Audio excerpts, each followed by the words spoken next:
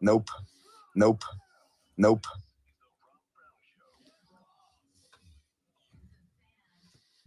Good morning.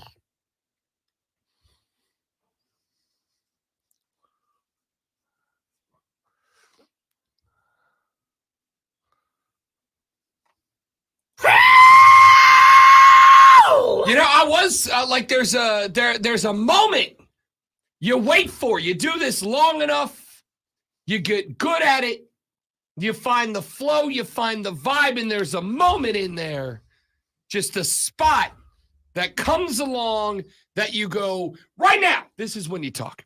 This is that time.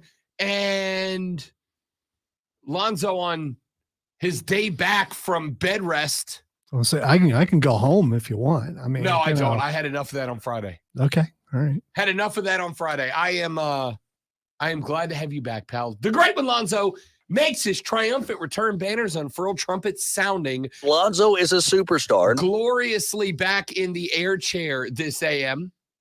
And though it was 4 full days ago, I do want to thank the legendary Cole Bryson for sitting in with me on Friday. See, Lonzo, you take a day off and you give CB a few hours on the air. Okay, you said C as in C list. Yeah. Okay, you're right. Wow. Yeah, the A-lister's out, so you Wow. got the B's are unavailable, so you go directly to the C list. Wow. Hey, you said it, not me. Everyone heard you say it. Wow. I mean, I was just calling him by his name. You're out here dropping bombs within 30 seconds of being back on the air. Hey, thanks, Cole. Yeah, he did good. It was good to have him. Had a lot of good discussion on Friday. Appreciated Cole coming in. I'm guessing he's no longer available right now after what happened in Dallas. So I do not think Cole Bryson was in a very good mood on, what was it, yesterday? I don't know what day that game got played. Was it yesterday? Yeah, yesterday. Day before yesterday. The Dallas Cowboys completely, totally, thoroughly embarrassed themselves. It sucks. If you're a Cowboys fan right now, it does. That, I got to tell you, I'm very frustrated. Some of you that have followed this show for more than 7 to 12 minutes know that Rob Brown likes to dabble ever so lightly in the sports gambling world. I've kind of made a thing out of it. no, it isn't like that. You're on this betting show That airs every Saturday from noon to 4, where I broadcast nationally, including having my beautiful mug on televisions and sports books in Las Vegas, talking gambling. and it isn't like you don't fill in on that one Other betting thing. nationally syndicated betting gambling thing? show that I fill in host for, that I make weekly appearances on. Yeah, it's BetGM. BetMGM tonight. Yeah, BetMGM. Yeah, there we go. with Trista Crick, the legend herself. There we go. And so I've made a bit of a thing out of gambling. And on Saturday, Cody Decker, my co-host on Saturdays, and I were discussing the footballing.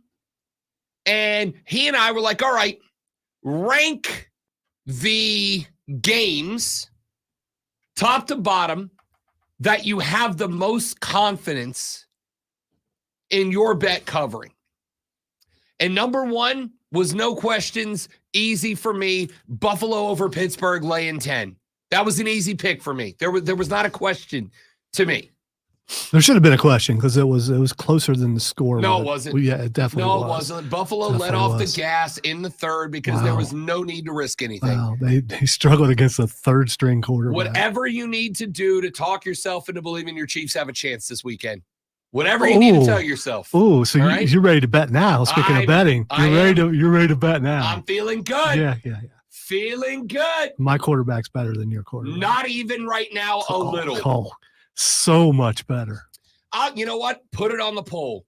I'm not even going to word it so that Lonzo, when he gets proven I knew last night because when it started, when I think it was Joe Buck got the memo that you had already gotten the memo from your national lords of sports that it was time to bring back the Josh Allen praise. And so you can't go against the lords of sports memos because, I feel like about 25 yards into that 52-yard touchdown run was the right time to bring it back. It's so funny because, Patrick Mahomes was getting that praise the day before. You know what he did that Josh Allen didn't do?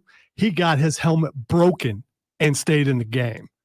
Josh Allen wouldn't do that. Way, he would have cried and went to the sideline and buried his head in the snow. Yeah, because noted crier on the, I promise you right now, of all days, I promise you do not want to talk about other quarterbacks crying when your guy looked the way your guy looked on his game Saturday. Are you kidding me? No, not even a little. Wow. I don't know what game you watched. It must be recency bias. That's the one where Patrick Mahomes 3 hours of sleep, ladies and gentlemen, with his hands like this than he did in the pocket. Yeah, that's the game I watched. Called touchdown. That's what you do when you score a touchdown. You throw your hands up like that.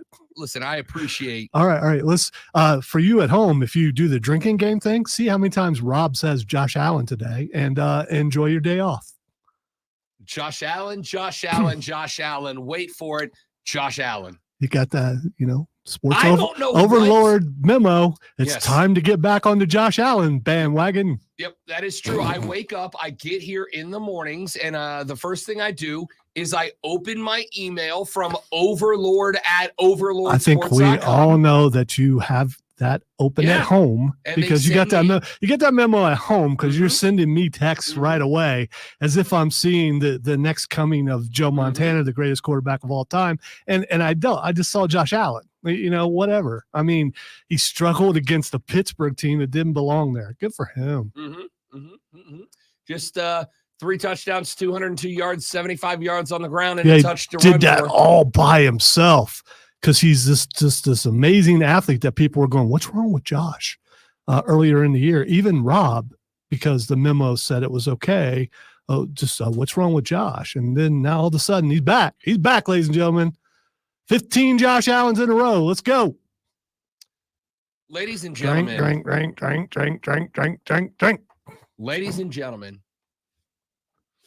I have gotten crap throughout my career for my complete inability to let go of the worst missed call in the history of the National Football League. And you still haven't let go of that. You never will. You never will.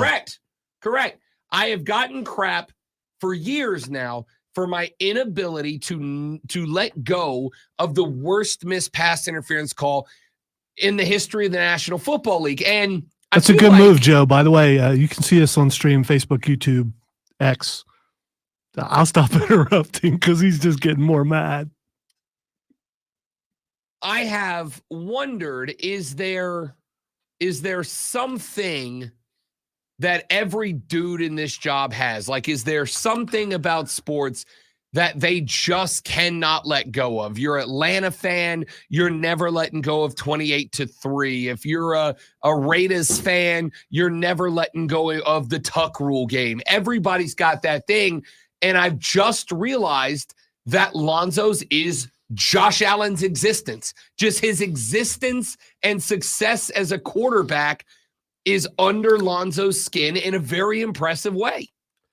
Not really. I think it's funny how narratives are written and people jump on them and they feel like they have to talk about it and praise not even the best performance of the weekend. I mean, that would go to a young man who should have been in Carolina and it is not. That would go to CJ Stroud. Baker! Sorry. Baker was excellent. I mean, anybody could beat Philly last night, though. I mean, I'm happy for Baker, but Philly, that team was done. That team was done 5 weeks ago. Trash. We'll talk about that later in the show. I wake up in the mornings, ladies and gentlemen, between 3:15 and 3:30 a.m. I get up. Some days I shower at night before I go to bed. Some days I shower in the morning. But either way, I get up, I get ready, I get dressed, I get in the car. I thought you were going to sing Sheena Easton. I don't know who that is. Do I know who that is? Yeah, well, she. Each day when I wake up, I put on my makeup. No. Okay. I wake up every morning. It's a song called Morning Train. Okay. She was good until she went to. She got mixed up with Prince, and then suddenly she was singing about her sugar walls. By the way, excellent T-shirt. Thanks. It's my band. I wear my own band shirt. Wait, is your name on there? Mhm. Where is it? Oh, it's on your right nipple. yeah, it's on my right. Okay, there it is. I wake up. I put on my own band's Wow, the t-shirt. O's are placed perfect on both sides. I'm going to say what I'm going to say, Lonzo. You're not going to stop me. You're not going to stop me. I wake up. I get in the car. I drive to work. When I get to work, that's not true. I stop at a gas station. I pick up a couple of barrels of Monster because, again, it's usually about 4 o'clock in the morning at this point. Sometimes he quits, though, for like a week. And Yep. then he's grouchy. And then I have a day where I go to bed at 12:30 in the morning, and it's not going to happen. Then I get to work. I walk in. I carry my briefcase up the stairs. I set it down. I plug in the tablet of truth. I plug in the laptop. I get ready for work. I pop open the email. And the very first thing I do is I go find the email from the sports overlords.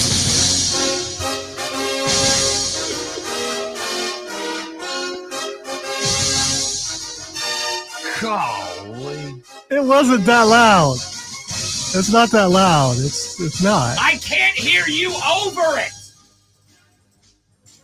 I pop open the email from the sports overlords, and it tells me what I am going to say that day. And today's item number 1 on the sports overlords rundowns of Rob's opinion is that Josh Allen is better than not just Patrick Mahomes. He's better than Joe Montana. He's better than Steve Young. He's better than Dan Marino. It told me, it pains me to say it, it told me to say he's better than Drew Brees. And of course, he's better than Tom Brady. Josh Allen. And I, of course. No, Baker's better than Tom Brady. And they of put the course. stats side by side last night, and then Joe had to apologize. I'm not saying Baker's better than Tom Brady. Yeah, because that'd be a dumb I'm thing not to say. saying that, but if you look at the stats, he's better. No, I'm not saying that. Real dumb thing to say. He is better this year. He did something Tom Brady couldn't do. It's not that I watched that game along with everybody else and as a thoroughly vetted knower of ball. I didn't just see Josh Allen doing incredible things. I didn't see Josh Allen making athletic plays with his legs. I didn't see Josh Allen escaping pressure and opening up the field and getting receivers open by both running and throwing them open. I did not see Josh Allen run 52 yards through the heart of the Steeler defense in order to score a touchdown. Was his helmet intact afterwards? Did he get his helmet broken? No. The ability Wow, that was amazing. to watch that game and watch that game as somebody who knows ball and go, that kid's had a good game. It's had a real good game. You know, I think it's kind of sad every year that we're told, this is Josh Allen's year. This is Josh Allen's year. When's the last time he was in the Super Bowl? Oh, wait. No, he's never been there. All this hype every single year. And this is my problem with Josh Allen, aside from the fact that he plays for Buffalo, who I can't stand, is all the hype every single year. When is the hype going to get paid off? He's going to lose to Patrick Mahomes and the Kansas City Chiefs this week, and then they'll put the hype away. They'll put the memos away until around August when they start getting excited for Josh Allen again. All right, ladies and gentlemen, I'm going to go ahead and open the floor up to you today. Okay? I'm going to open the floor up to you. Text line is 71307. Start your text with fan. Lonzo and I, we have now realized less than 15 minutes into the first show of the week. Lonzo and I have just both realized that we are relatively. Hey, man, say my name right. Alonzo and I have just realized. Don't make me go Robert. That we are diametrically opposed on the belief of the outcome of the Bills-Chiefs game this weekend. So, shocker. 71307. What punishment should be on the line for the first and only Boo Box bets of this season? We can't do that because you canceled it out. We know why, and so you can't just suddenly bring it back for like one game. Sure, we can. Just did. 71-307. Okay, make sure you guys put Mayo in there. You know why? What punishment that does not have a risk for genuine bodily harm? See, there it is. That's why we can't do it. Should be on the line for Bills Chiefs, with Rob Brown taking the side of the home team Buffalo Bills, and the great one ride or dying with Patrick Mahomes. To the point that between those two quarterbacks this weekend, he said Josh Allen was the one who was whining on the football field. What should be the punishment between Zoe and I? He was whining. Bills Chiefs. Why can't I beat Patrick Mahomes? All these people are praising me as they should because they got the memo. And why can't I beat Patrick Mahomes? Or why can't I beat Patrick Mahomes when it matters? I don't know. Maybe because you're not good enough. Maybe that's why. 71-307. Start your text with fan. You can go to Twitter at The Rob Brown Show, at Lonzo One Word. Leave it there. I will collect. I will gather. We will pick our favorite Boo Box bet punishment and break it out for this weekend's game. Your pick, y'all's pick. We'll see where it goes. Christian has joined the stream. Said, which quarterback will have a better game this weekend? Definitely Josh Allen. And local legend Jersey Joe pops in and says, sorry to say, Lonzo, but with the Chiefs exit Buffalo this weekend, they'll be exiting for the season. You're right. Buffalo will be done for the season. You're absolutely right. And here's the thing. Where's Joe from? Where's Joe from? Joycey. Okay. Hey. Maybe a rooting interest there. Christian, I'm guessing probably a Bills Mafia member. I'm just guessing. I'm just guessing. Okay. Texter says, how about a hair versus hair match? I would be good for that, except for I don't have any hair to hair v hair match. Yeah, he keeps chopping and chopping and chopping. It's all gone. And plus, that's never happening. Ever. Right. That's the other thing. Unless the boss says this is the new Odyssey standard, you must cut your hair. Then there's going to be a lot of oldie stations that's going to have a problem because, Texter says, can Lonzo even pretend to be unbiased? I hate Allen and the Bills, but come on, man. You're being salty towards a player even though you consider him inferior. Mahomes gets his ass kissed by the media enough. Yeah, he does. First of all, how can I hide my bias when I'm wearing a number 15 jersey, Rob? He came into work. How can I do that? He came into work dressed up. All right. Listen, I adore a Chiefs fan saying that Josh Allen is the guy who gets too much media love. I love it. It's my favorite thing. Absolutely. Yeah. I mean, Patrick Mahomes doesn't even get enough on his own team. It's more Travis Kelce. Sure. I mean, definitely. Mm-hmm. I definitely don't have to listen to Chris Collinsworth verbally fondle Mahomes even when he's calling not Chiefs games. Yeah, but he does that for everybody. I mean, he's an equal opportunity fondler. Yes, he is. For sure. He's the one who started the Josh Allen craze. So, yes, he is. We came in. I got upset about the following day because of how much Chris Collinsworth kissed Josh Allen's butt. And you may not recall that that's who it was, but that's absolutely who it was. Christian says, Lonzo's such a Swiftie. Yeah, I'm not the one with the Taylor Swift sound on their board. That would be Rob. It's so good, though. All right, ladies and gentlemen, we got a lot. Is it a bad thing to be a Swiftie? I'm not. She's how many billions of, so I don't have time to get in this right now, but I'll give you the cursory glance. This weekend, me and about 14 fellas headed up to Asheville. We rented out a mansion just outside of the Biltmore, right? When I say mansion, dude, this place had a movie theater. It had like 6 different pinball machines. It had a pool table. It had a shuffleboard. It had a full-size basketball court. It had a putting green on its yard. It had everything. It had like 9 bedrooms. There were like 12 of us there. And we basically all sat in the movie theater the majority of the weekend watching football. And at one point, during So the you Chiefs just game, suddenly had an idea to do this? no, it's one of our buddies' 40th birthday. Oh, So okay. This was like all right. This So was his partay. there was a reason. You Yeah. made it very spontaneous Yeah. there, and I mean, So for our it buddies, sounded so 1%er. for our You buddy's know, 40th we decided birthday, to rent out the mansion. we did. For our buddy's 40th birthday, about 12 of us rented out a mansion. We drove up to Asheville and spent the weekend in the woods. And there was a movie theater. We basically just watched sports in the movie theater and played pinball the whole time. It was spectacular. And at one point, one of the dudes started a Tay-Tay tracker where we were taking shots every time Taylor Swift was on TV. We had to quit. We had to quit that game because we were never going to make it through the night at the rate.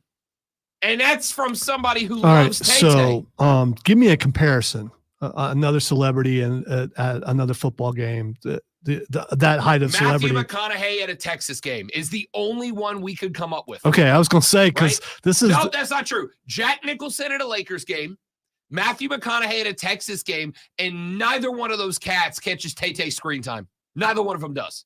Now, you should not be mad at Taylor Swift. I was going to for say, that. who would you rather look at out of the three? No one should be mad at Taylor Swift for this. It's not her call, right? But I really do wish the execs at these games would be like maybe once a quarter, but it's constant. It's constant.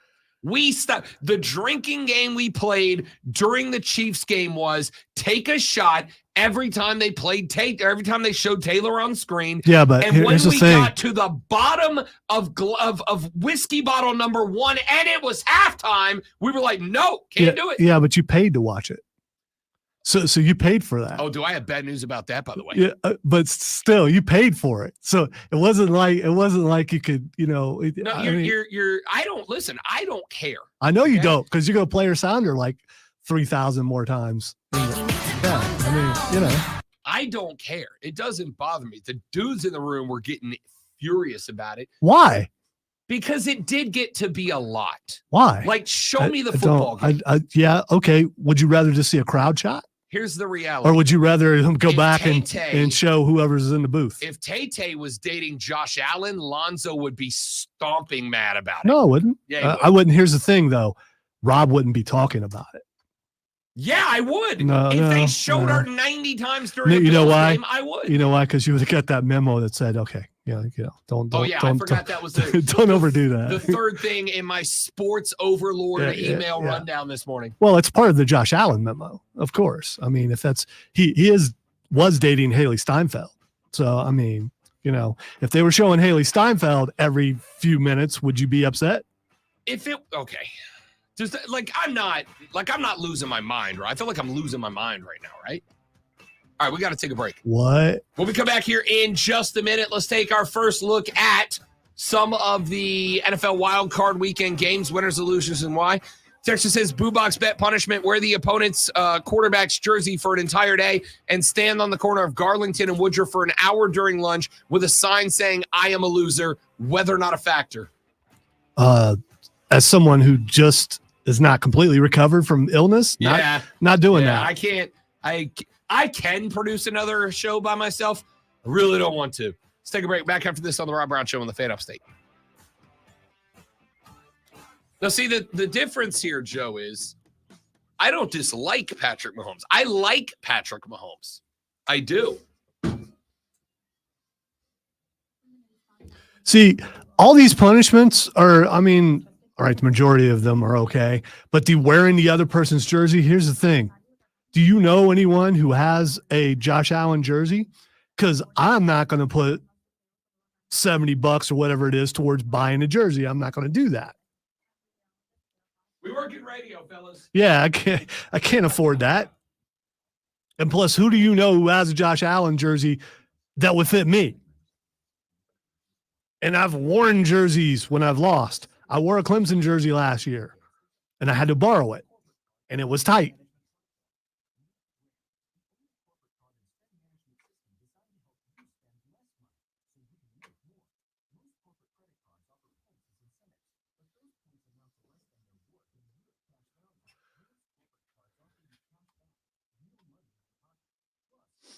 It's the first thing I do when I walk in. I know it is. I mean, I'm not. I appreciate you looking just in case, because obviously double check. I'm not in my right mind because I'm not praising Josh Allen. So We'll get you there. no, we won't. You'll be Ever. you'll be a believer. You never will get me there. No. And I saw Alonzo's face. He was a believer. A Bill Lever? Who's Bill Lever? We had a guy that texted a lot named Bill Lever. I don't know where he went. I did not see that you had put the Fight Club intro in last Thursday. So I ended up one-shotting it or soloing it. My bad. No, it's way less good with just one person.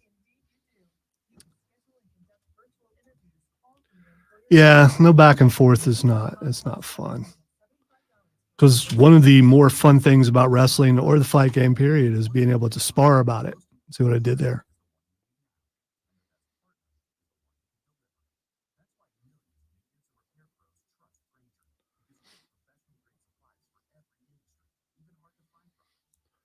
Let me just check that because it may not be new.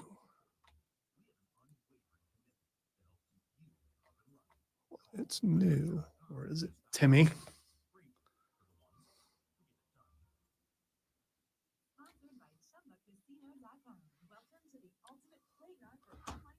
Chumba. I did it right. Proof that I'm sick still.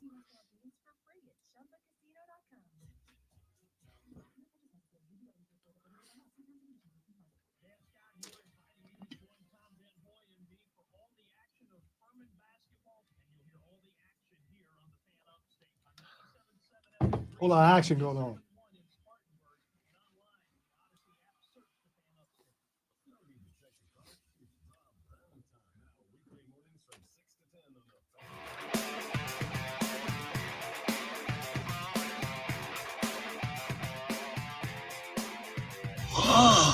Dude. Welcome back to the Rob Brown Show on your radio. It is the Fan Upstate. Rob Alonzo with you on a fantastic Tuesday/Monday morning. It is Tuesday. Feels like a Monday. I do have a handful of notes from the weekend. Number one, how do we feel about what happened to Matt Stafford in that game? Stafford took a hit. It was really like a combo hit. He got rocked into a defensive tackle. The defensive tackle ran through him. Stafford went backwards, head hit turf, and I don't know if y'all saw it. I did when it happened. My dude got sent to another dimension for a second there, right? Stafford's eyes rolled back in his head. He had the fencer's pose. You know what we're talking about? Remember last year when it happened to Tua and Tua's arms kind of went T-Rex on him there? Here's the thing, though, with that, and they slowed that down when you saw it. So you don't know how it could have been like that. It still happened, obviously. But when they showed it on replay, they slowed it down. I don't disagree. I saw when it happened, I was like, that dude's out. Even if only for a second, that dude's out. And here's the question mark I have. I understand in real time, he was only out for like a second or two, but he very clearly was. And then he goes to the sidelines because that drive was over. He goes to the sidelines. He gets checked out. Carson Wentz is on the sideline getting warmed up, ready to go.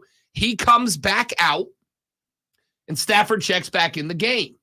And it's a weird spot because on one hand, you got the guys calling the game, talking about how he's got that dog in him, talking about how he's a gangster, he's tough, you're not taking him out, not out of this playoff game, not with a chance to beat Detroit on the road. He's a man.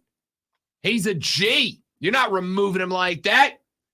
And I'm going, hasn't the last 7 years of the NFL's primary message been player safety in regards to head injuries, right? But the thing is, he went in the tent, and didn't the independent doctor go in the tent with him? Sure. And if they are rolling with I'm not I'm just saying that all that happened. correct, And they said he was okay. they took him into the med tent. They got the red hat checking him out. The red hat is an independent neurological expert who is the guy who gets the call about whether or not it goes back in. They did the same thing with Puka Nacua. Puka took a shot. Puka went to the sideline. Puka got checked out. The referees had made a note of that because when Puka came back on the field, by the way, what a freaking stud that dude is. When Puka came back out onto the field, the referee stopped the ball game. Was like, whoa, hold up. I didn't get the note he was good to go. Went to the sideline, had to get a message from the Red Hat that Puka had been cleared to return to the contest. And I'm looking at the Stafford situation, and I'm curious as to the process by which a player gets cleared. Because I have seen dudes not get KO'd, not have the fencers pose, be disqualified from the contest because of concerns over the head injury. And here's all I'm saying. It's an optics thing for the National Football League.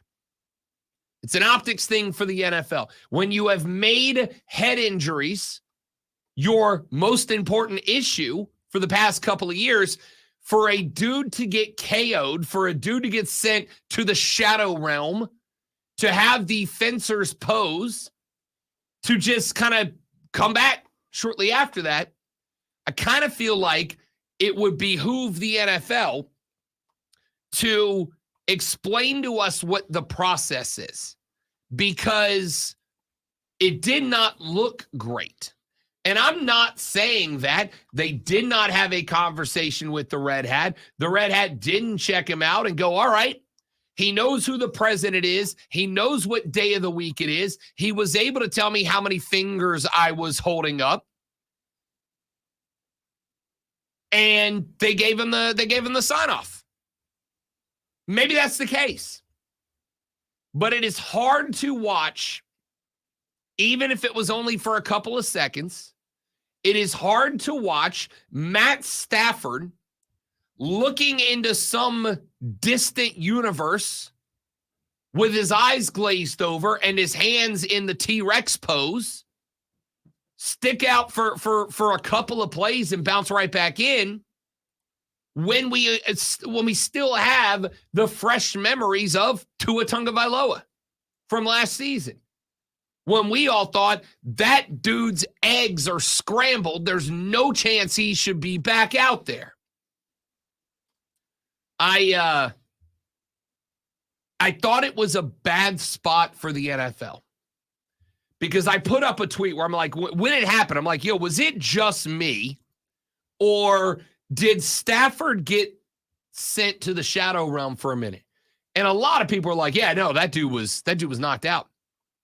I had one dude in my Twitter mentions who was an MMA guy, a former MMA fighter. He's like, I've seen that pose. And if you do that pose during a fight, you're done. You're out. Good night. Goodbye. You lose. There's no, I only got knocked out for a second or two, and now I'm back to it. You go down and your face contorts and looks like that. Your hands come up and look like that. You're done, broski. You're out. DQ'd. Good night.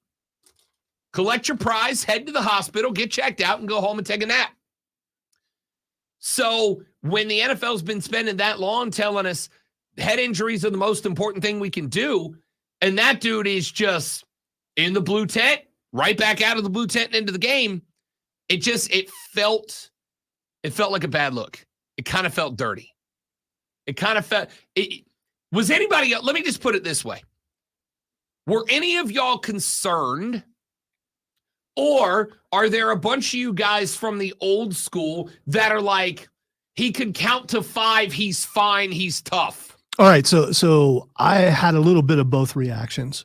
My first thought is what you were saying is they should just pull him. But at the same time, if you have those independent doctors in there to do what they're an expert in, and they say, hey, they're fine, then what else can you do? I mean, say if anyone shows any signs at all, they're done for the game. I mean, you could do that, but then that's subjective too. No, I think what the NFL ought do in this spot, and I understand that it may not be a ton of fans that really give a darn, but I think you come out and you go, this is the process. And I don't know if they haven't done this. This may just be me not having dug into the topic that I'm upset about enough. But I feel like in a situation like that, so I'll put it this way. When Tyler Higbee gets hit in the leg and he's got a knee injury and he goes to the sideline, what do? We send Michelle Tafoya over there. She talks to the trainers. She talks to the doc. She talks to the player. She talks to the coaches. She talks to everybody. And she finds out what the injury is, what the severity of it is, and what's next for that guy, right? We've just been told by the whoever's training staff that player X has suffered a blank injury. He is questionable to return and is on his way to the training room to get this treatment. We'll update you when we can. And then a couple of plays later, they'll come back and they go, the Bills trainers have just told us that so-and-so has been downgraded to out because they found this. Or they've just told us that he's probable to return because they found this. Stafford gets his bell rung and it never gets talked about again, right? And maybe not, like maybe I missed it, but I watched that whole game. And after Stafford gets his bell rung and he's got to leave the contest for a minute, he checks back in and it never got brought back up, right? There was no point later in the game where Collinsworth or whoever was on the mic was like, well, you know, the training staff down there for the Rams has told us that Matthew Stafford passed his concussion test because yada, yada, yada. They just never bring it back up. And the point that I think I'm making here is if the NFL for 7 years says player safety when it comes to head injuries is our paramount concern, it really did feel like for another 2 quarters, they just ignored that QB was KO'd. So should they have continually said, well, he was checked by the independent doctor and he's fine? Should they have dwelled on that? No, I mean, would that have made you feel better? I just don't know what they could have done that would have satisfied you. I think you come out and you go, we got the report from the evaluator and it said this, right? It said he passed the test. They did this, they did that, and he passed his test. And listen, I know that neurological conditions are probably going to sail over the head of 92% of us like a Mason Rudolph pass. I noticed you put us in there. You didn't mean it. You just wanted to throw yourself because as a science guy, of course you get it. But all of us, I'm a big smart boy, but I'm not brain surgeon smart. All right, I'm talking about football on the radio smart. I'm not brain surgeon smart, but I do think that if you want to convince us that this is a major thing that you are concerned about, then just ignoring it is not a great play. Just ignoring it ever happened, never bringing it back up, never discussing it, isn't it? I think you could have some sort of way to either interview or send Michelle or whoever, or Tracy Wolfson or whoever, over to the evaluator and go, yo, tell us what happened. And he can go, all right, we gave him 7 standard tests. He passed all 7 of them. We determined that he was cognizant because the same thing we do with every other injury in football. Every time a guy gets a rolled ankle, what do? We show him on the sideline. We show him on the stationary bike. We show him trying to run sprints and make cuts. And we get like 9 updates on this guy. From the injury to the first evaluation, to the second evaluation, to his physical response, to the speed, to the this, to the that, until they either say he's doubtful or probable to return, or he's out or will return to the game. We get like 7 or 8 different updates. Do the same for the guy that we all just watched get KO'd. He wasn't staring at the ceiling lights. He wasn't staring at anything. Dude was asleep. He was catching Z's on the turf for a minute. And they just go about their day. Just go about their day. I don't know, man. Like, and maybe this is something that very few of us only care about. Like maybe there's a very small percentage of fans that look at that and go, I'm concerned. I have an issue with this, but I don't want the world to have more Junior Seaus. I don't want the world to have more Aaron Hernandezes. I don't want the world to have more of those types of stories because they're terrible, tragic, sad, depressing. And so when you have that moment that was, call it what it is, at least to me, scary as hell, and the dude just trots back out 20 seconds later and the team never discusses it, I'm like, it's uncomfortable at the least. Now, people don't have to change anything because I'm uncomfortable. But at the same time, it's kind of hard for me to take seriously the claim that you're doing everything in your power to protect these players when that moment happens and there's no information brought to the television broadcast. None, not a drop. We got to take a break. When we come back here in just a minute, I have a question for y'all. As I mentioned earlier, had a good time this weekend up in the hills of North Carolina with the boys. But something happened that got the competitive juices flowing of one Rob Brown. And I want to ask you, did I go too far? Did I take it too far in my quest to win? I'll ask you that when we come back. I'm Rob. He's the great Malonzo. The Rob Brown Show rolls on. This is the Fan Upstate.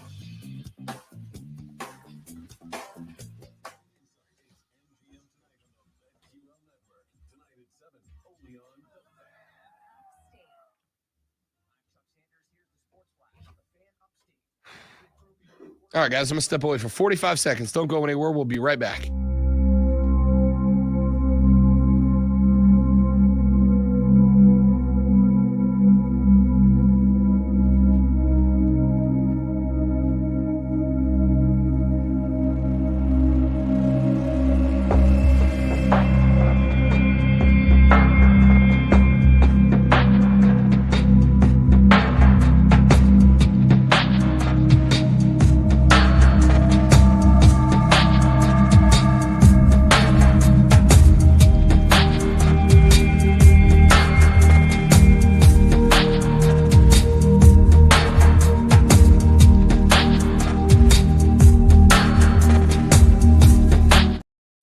Thanks for hanging out, y'all. We're back.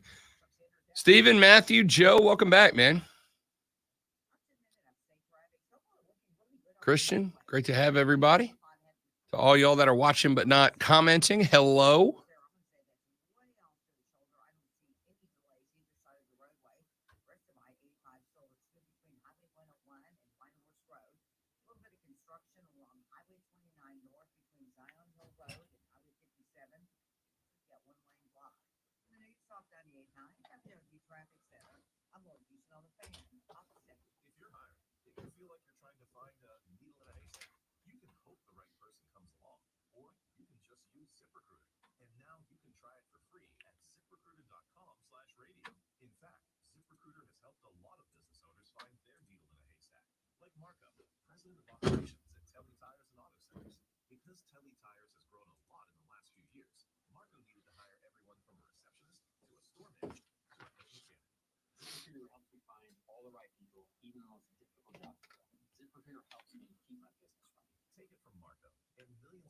Say anything on Twitter.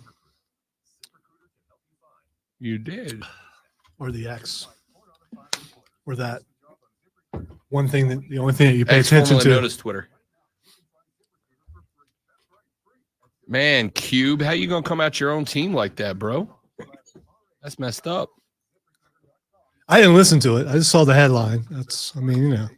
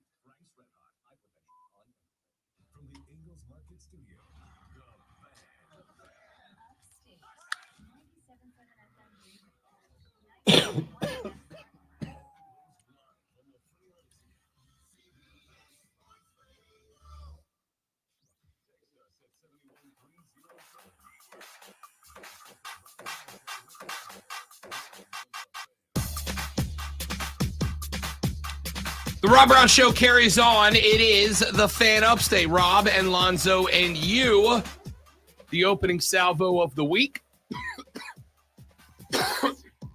So, this weekend, it was a buddy's 40th birthday. And so about 12 of us went up to Asheville, North Carolina, and had a little bro retreat. We got a big mansion up in the hills. Nice place. Had a movie theater inside of it. Had a game room with like pinball machines and arcade games and a pool table and a shuffleboard table. It had a putting green outside. It had a full basketball court as a driveway. It was very nice. And when I got there on Friday evening, I worked the Swamp Rabbit game Friday night, and then I drove up to the mansion.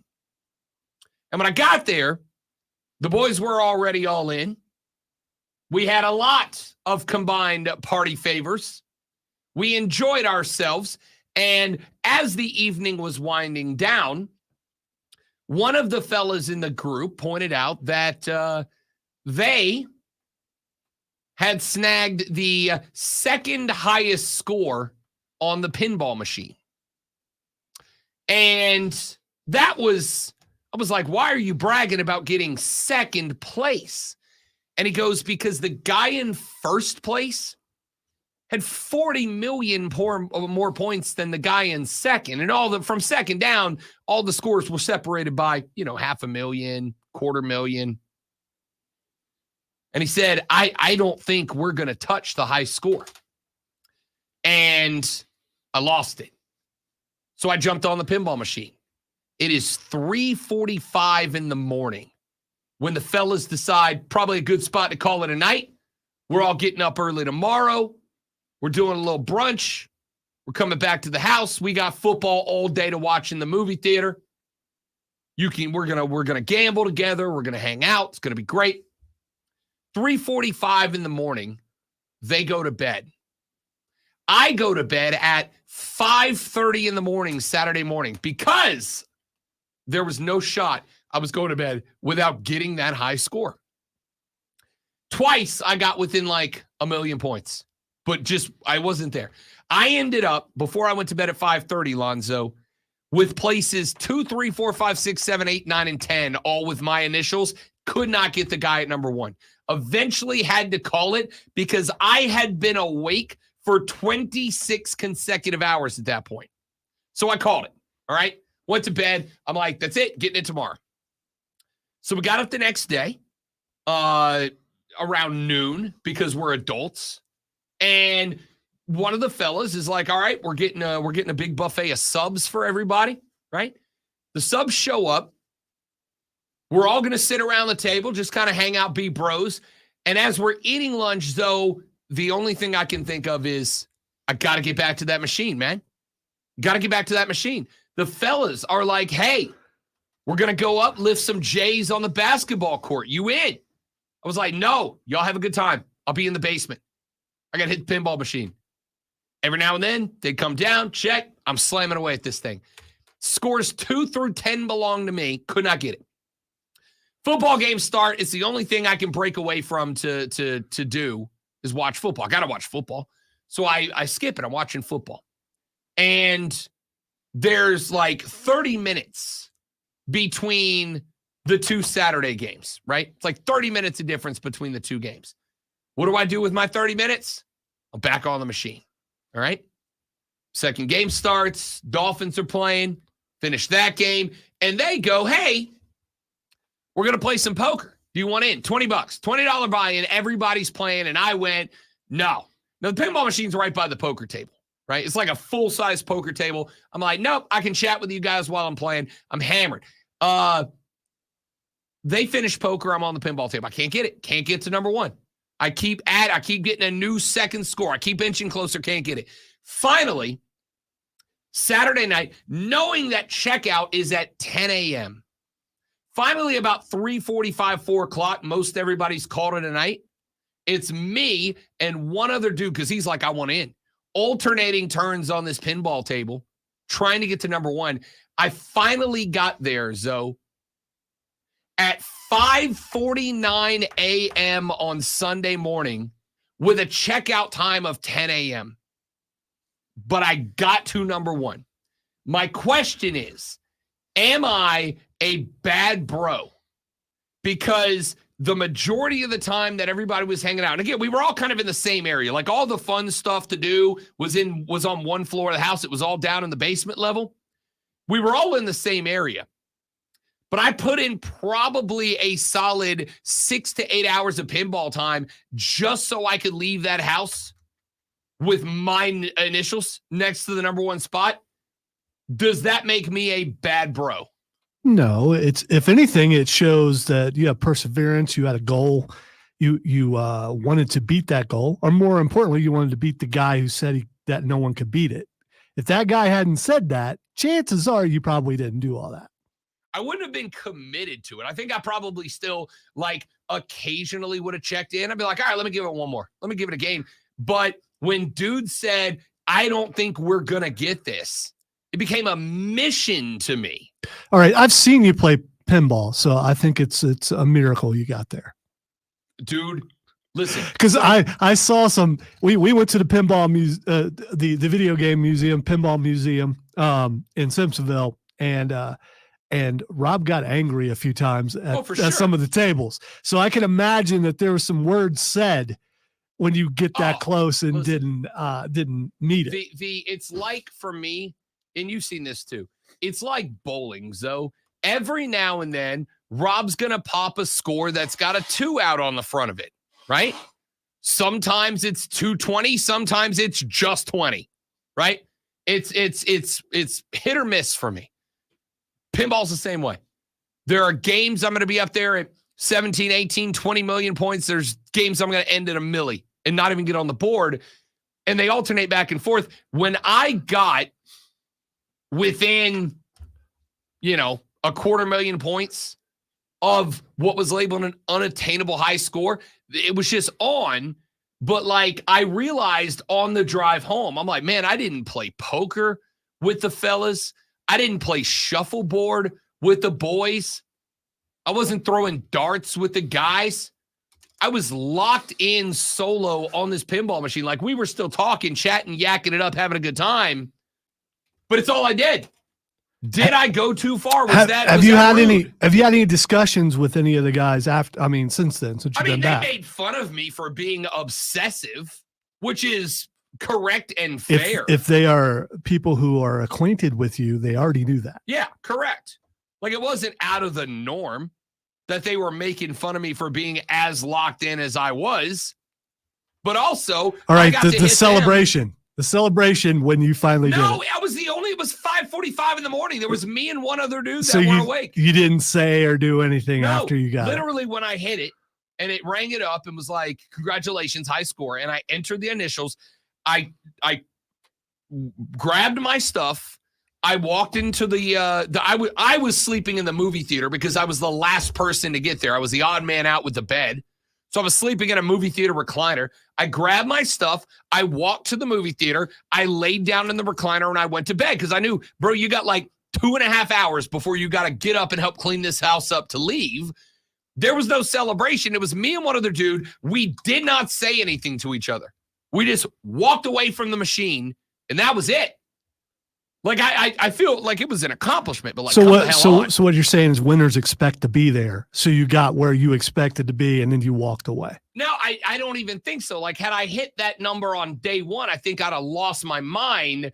It was, I put probably over 2 days, legitimately 7 to 8 hours of time into this machine that could have been spent playing poker, throwing darts, hitting shuffleboard. Did you waste your money? No, it's a free pinball machine. No. You put in money to go up there, right? Yeah. So, I mean, do you feel like you wasted your money? No, I mean, we had a great time. Like the football was good.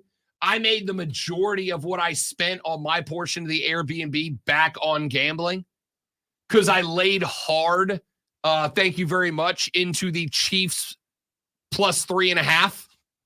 So made a ton of money back on that game. Felt real good. But it was less about that and more about did my competitiveness create a monster that, what was the old lady used to write letters into and she would tell you if you were... Dear Abby? Yes. It's like I lived a life that Dear Abby would have wanted to fight me in the parking lot over. This is a sports show on the sports station. This is what we come to expect, competitiveness. I don't think you did anything out of order. I'll accept it. We got to take a break. When we come back here in hour number 2, it is time for the water cooler cheat sheet. Texter said, how about some football talk maybe? Well, we gave you 42 minutes of that and then 8 minutes of pinball talk. I will talk football when we come back. Lonzo will talk football right now. The NFL wildcard weekend provided some upsets, including last night's late game. Former Carolina Panther Baker Mayfield led division rival Tampa to a 32-9 win over the Eagles. Mayfield went 22 of 36 for 337 yards and all 3 Tampa touchdowns, while the Tampa defense held Philly to just 3 field goals. The Buffalo Bills knocked off the Pittsburgh Steelers team led by third-string quarterback Mason Rudolph and no TJ Watt, 31-17. Josh Allen threw 3 touchdown passes and ran in another from 52 yards out. 5 different Buffalo receivers had double-digit yards. Tune in tomorrow at 5:30 as the Furman Paladins basketball team takes on VMI right here on your home for Furman Paladin Sports, the Fan Upstate. By the way, still time to vote in the poll. Is it Patrick Mahomes or is it Josh Allen?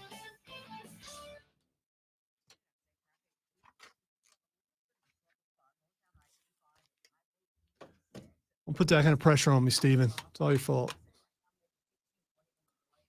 I'm just glad I did it without coughing. That is an accomplishment for me.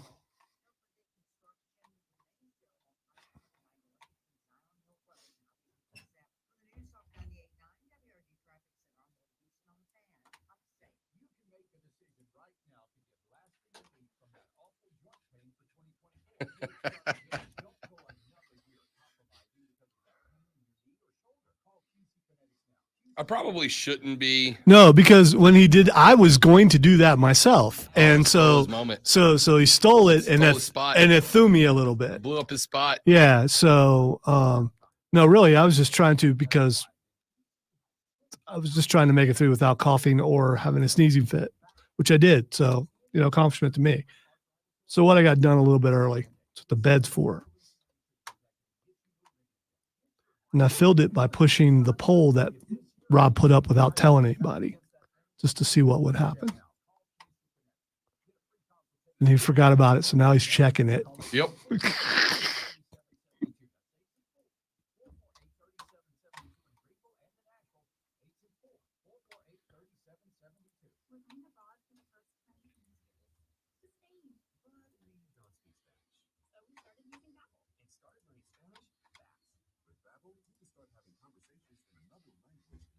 I say I need to see how this times out, but I knew good and well we were like 3 minutes over. Yeah, I was going to say. He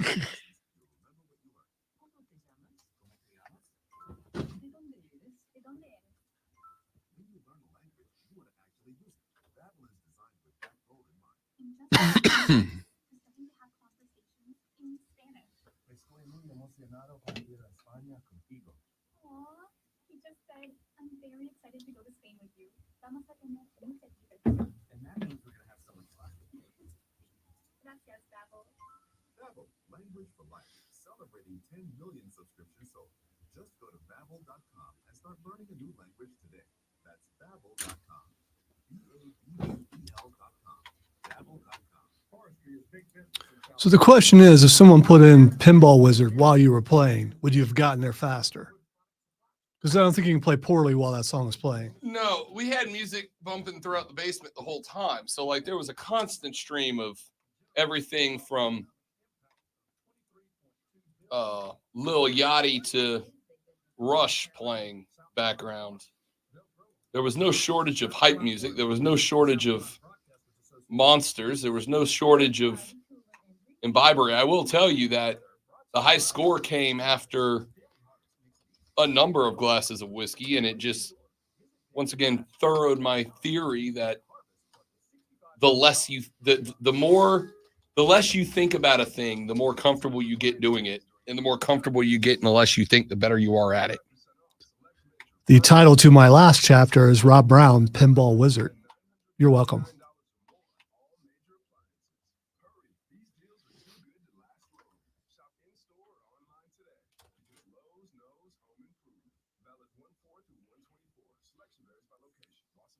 I've been off a couple of shows too, Steven, so we're right there together. Smith and James in the first break. 10-4.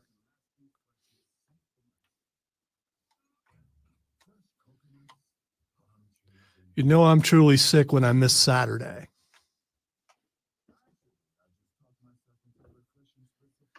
Or that's the first time I've ever left in the middle of a show in my entire Really?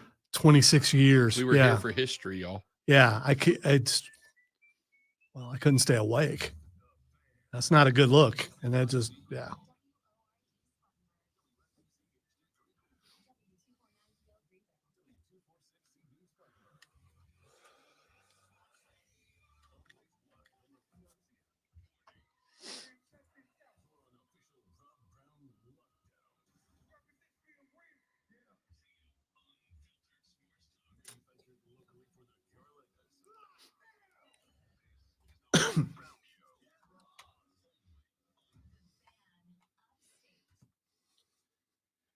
And away we go, ladies and gentlemen, with our numero dos, the money hour of the Rob Brown Show goes now. This, my friends, is the fan upstate. Hey, Rob, is there any team that Ric Flair doesn't root for? Big Michigan / South Carolina / North Carolina / Florida guy. Big Tampa Bay / Carolina Panthers / Atlanta Falcons. I just want to say guy. Shout out to RG3 for marking out for Ric Flair being there. I was told. Oh, so you didn't see it? Oh, he I marked did not. out Let me tell you big what time. happened. Tell you what happened. The Tampa Bay game ended. We had a 20-minute break till the next kickoff.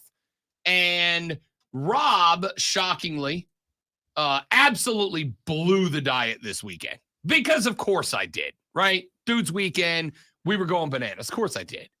So the lady friend and I were like, all right, tomorrow's technically Monday, though it's Tuesday. We get back on the wagon. Let's just have another blowout, right? So Rob got in the car and he went to go grab a burger and some Cajun fries from the local burger joint. And when I was halfway there, when I got there, I opened my phone. I've got a text from the Madre. It is a picture of the TV screen with RG3 and the Nature Boy. I was like, sweet. Good for RG3, right? And she's like, apparently RG3 saw Rick and chased him down to get him to come on TV with him. And she's like, why does that strike me as a thing that you do? And I was like, because it absolutely is. Also a thing that Ric Flair would do. TV time? Yeah, I'm there. I'll do that. Yeah. Hey, Rick, I got a camera in I'm in. Whoa. Ladies and gentlemen, it is 7:05. It is inside of an hour away from, I don't know, I don't want to call it the worst part of your day, but certainly not your highlight, that moment where you clock in at the office and then you're hopefully within just a couple of hours of one of the best parts of your day. That is, of course, that first smoke break, that first water cooler break, that first whatever you call it break when you gather around with your coworkers and you start talking sports. And for that moment in your life, you need this moment in your life. You need the water cooler cheat sheet. Are you ready for the playbook of the peculiar, the almanac of the absurd, and the encyclopedia of the extraordinary? Well, you better be, because we're diving headfirst into the 3 top stories that will have your coworkers saying, You hear that? "Inconceivable!" Their first bathroom break. No. Here we go. Welcome to the water cooler cheat sheet on the Fan Upstate. It is a water cooler cheat sheet, the 3 top sports stories that you need to know before you go start talking sports with your friends on this, the 16th day of July, 2024. Let us begin, my friends, with item number 1. The NFL's divisional round is now set and scheduled. CJ Stroud and his Houston Texans, by way of absolutely laying it down this past weekend. There was no question that Houston was the better team. I thought Cleveland was going to blow up CJ's spot. I thought Cleveland was going to have the rook running for his life. The only running CJ did was victory laps around the field. 45-14, your final. Joe Flacco may have decided, I kind of miss my kids after that game. Their reward, they are on the road this weekend. They travel to see Lamar and the Baltimore Ravens. That game will open up our Saturday slate at 4:30 p.m. The Green Bay Packers went to the Big D, and I do mean Dallas. Listen, the 48-32 scoreline makes it sound like it was close. It was not. And here you go, ladies and gentlemen, a recording of Jerry Jones in his post-game interview.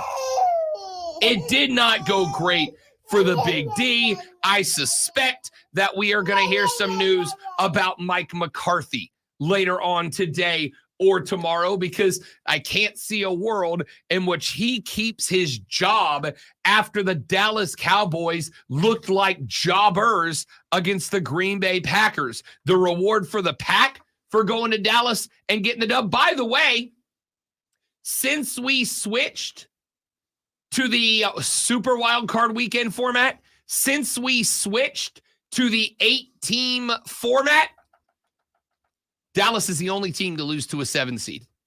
There have been 8 competitions so far with a 7 seed involved.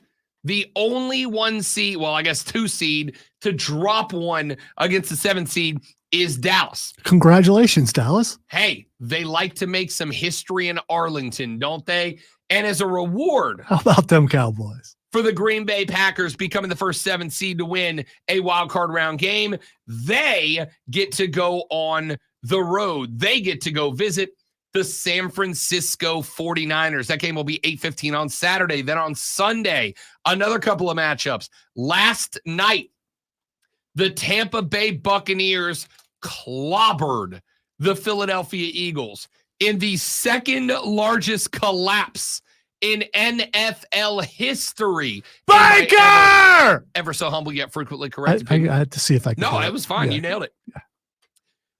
The Philadelphia Eagles went from 10-1 to 1-and-done. 32-9 is your final in that one.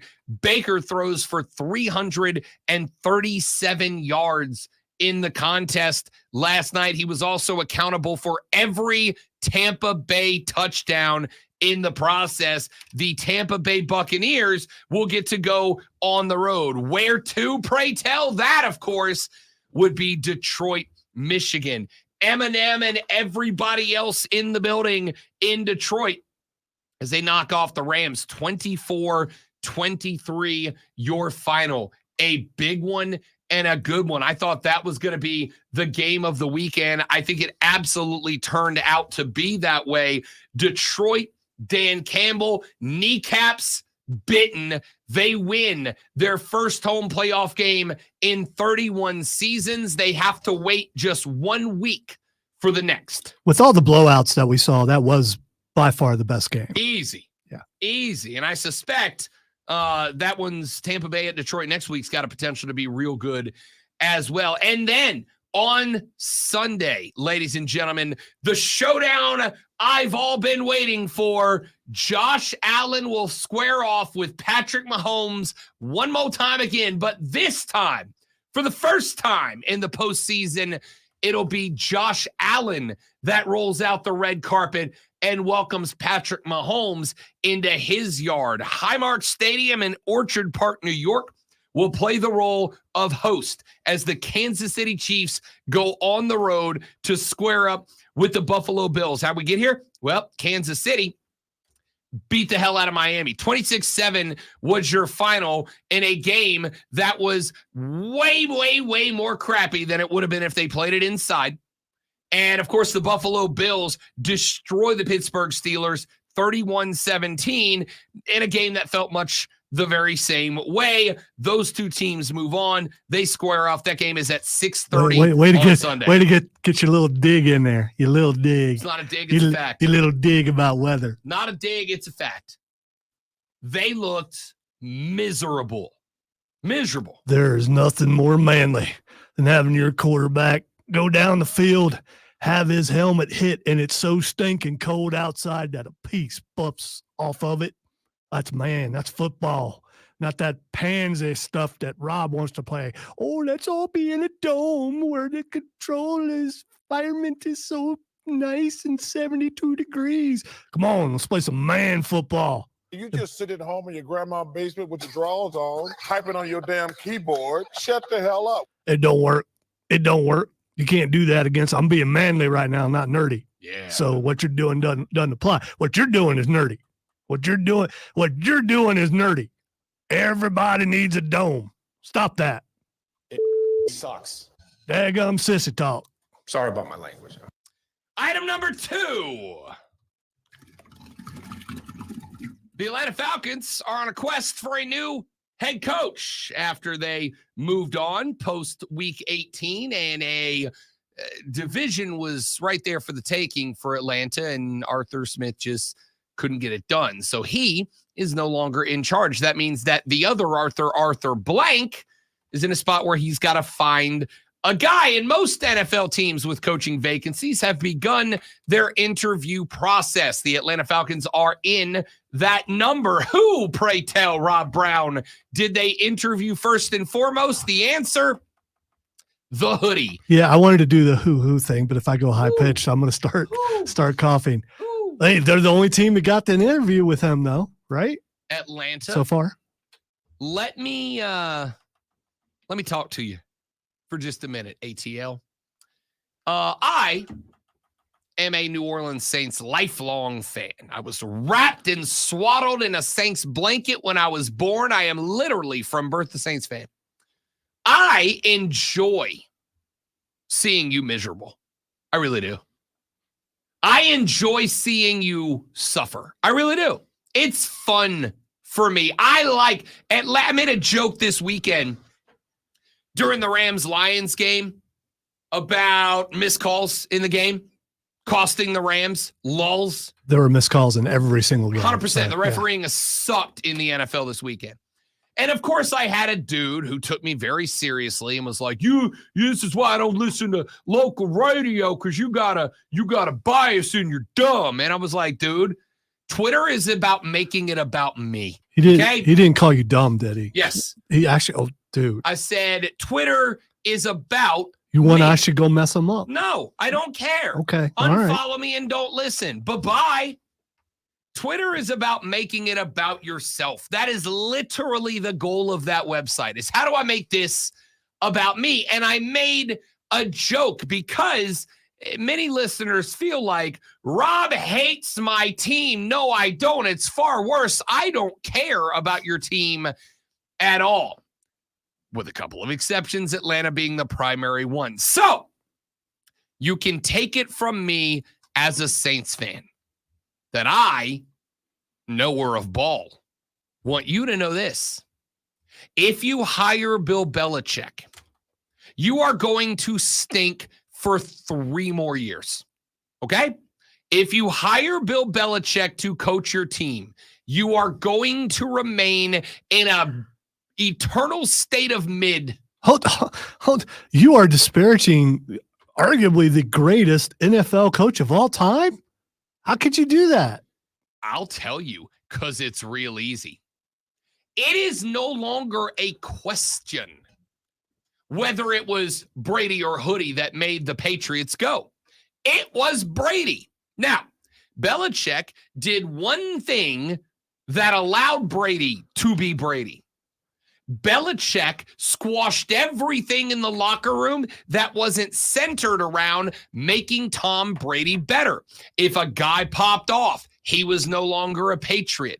If an administrator tried to do anything outside of what Bill wanted done, that guy was gone. Bill cut out everything in the locker room that did not have the objective of improving Tom Brady's quality of life. And when Tom Brady took off, Hoodie couldn't do it anymore. Why? Because Bill Belichick, respectfully, when it comes to coaching, is a dinosaur. He coaches like it is the 70s and the 80s. It is not. It is the 2020s, damn near the mid. Actually, it is the mid 2020s. And I mean mid the years, not mid the coaching job of Bill Belichick for the past 3 seasons. Atlanta has an interview with Hoodie they conducted this weekend. I am telling you, as a Saints fan, if you hire this guy, you will be stuck in a state of mid for which the exit moves further and further away every day Hoodie's in charge. You didn't say that. Tell me you did not just say that. As a Saints fan, I do hope you hire Hoodie because there's 2 wins a year for my team, okay? 2 wins a year for my boys if you bring in the belly. If you don't bring in the Belichick, you've got a chance. You've got a shot. You've got a lot of talent on that team. Atlanta, do not hire Bill Belichick. Let him go to Dallas and let the Dallas fans suffer a little bit more. Don't do it to yourself. Are there any AFC openings? Because I think he's going to go to the AFC because he wants to play the Patriots some more. I think you think that matters far more than it does to him. I think the only thing he cares about is trying to prove that I had an impact. It wasn't all Brady. And I don't think he can do it. I don't. Whether he's got the Patriots on the schedule a time or 2 a year or not, it's not going to matter. He don't got it. So he couldn't win in Dallas? Nope. There's no team out there that Belichick. Nope. None. It's got nothing to do with the teams and everything to do with the Hoodie. His X's and O's are archaic and do not work. It's that simple to me. We got to wrap it up. Item number 3 on the water cooler cheat sheet.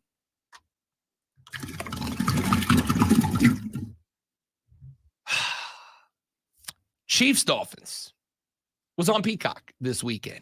If you missed it, it's because you didn't have Peacock this weekend. Turned out pretty good game. Pretty good game till it wasn't.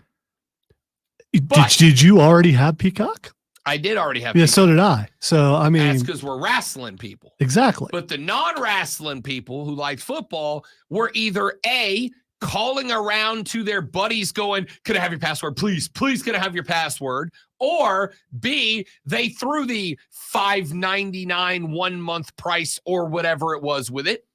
They will, in 1 month, forget to cancel their subscription, have a $29 charge come down the pipe, fight it and lose, yada, yada, yada, whatever. Here's the point.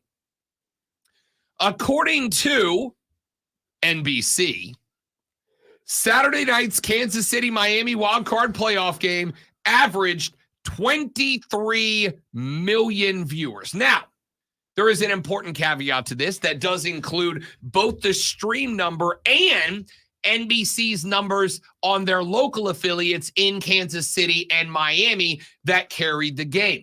So there were 23 million people watching this game. We do not know the exact number that was on the stream versus the number that were watching on the two NBC affiliates in the two cities of the games involved.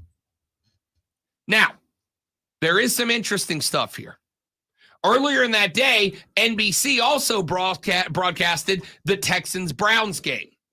That was on Just TV. 29 million viewers. It outpaced Kansas City, Miami by 6 million. But, of course, there's a bunch of casual fans that said, hey, I'll watch it on TV. I'm not going to watch it if I got to pay for it, right? I'm not pay-per-viewing a football game, which is effectively what this is. What this is? That's what this whiz, yo. When something wasn't it's whiz. 23 million means to me, great one, we're about to start getting more streaming sports. Which is exactly what you called for, for the national championship. Whatever conversation we were having last week, it's a little muddy for me. But about Amazon Prime or some other streaming service getting national championship game or playoff games or anything like that. So that was a connected but different conversation. That was about the competition for broadcast rights. But what I'm saying is this is proof that you may be right, that people will be willing to pay for that in order to watch the thing. And the thing here is, and all the olds just have to deal with it. There is just paraphrasing Rob there. There is a balance between as big a number as you can get in order to sell advertisements and as big a number as you can get of people paying you for the rights to that game, and that being a workaround for advertising numbers, right?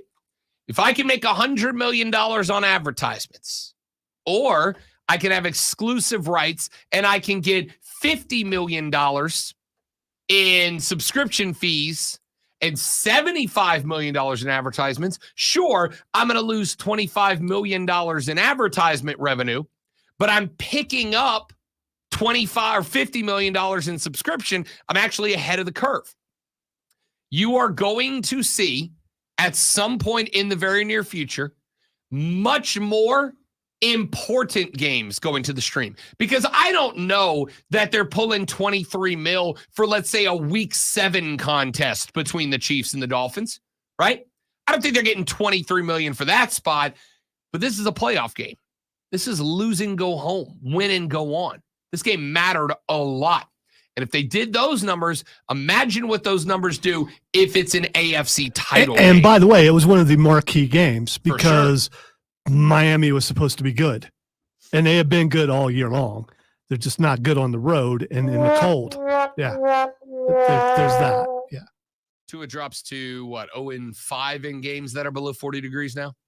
Stop playing games in the snow. We got to take a break. We'll come back here in just a minute. Got a few more stories that I want to get into, including, ladies and gentlemen, handing out some hardware next. It's Tuesday. That means it's time for some That is not real awards, and we'll give them out next on the Rob Brown Show in the Fan Upstate. All right, guys, quick live read, then we're coming right back. Don't go anywhere.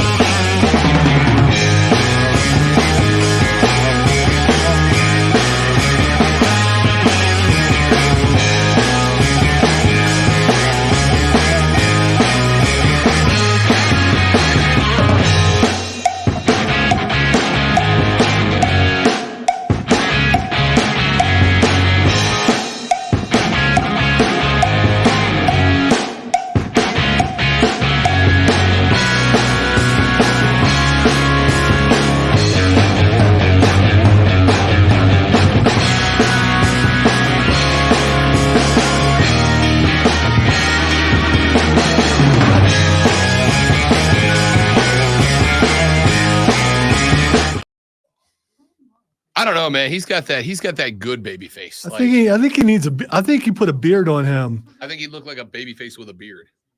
I just think he needs one. See, I think with hair that good, with hair that perfect, like a beard takes away from how good that hair is. It could also accentuate it.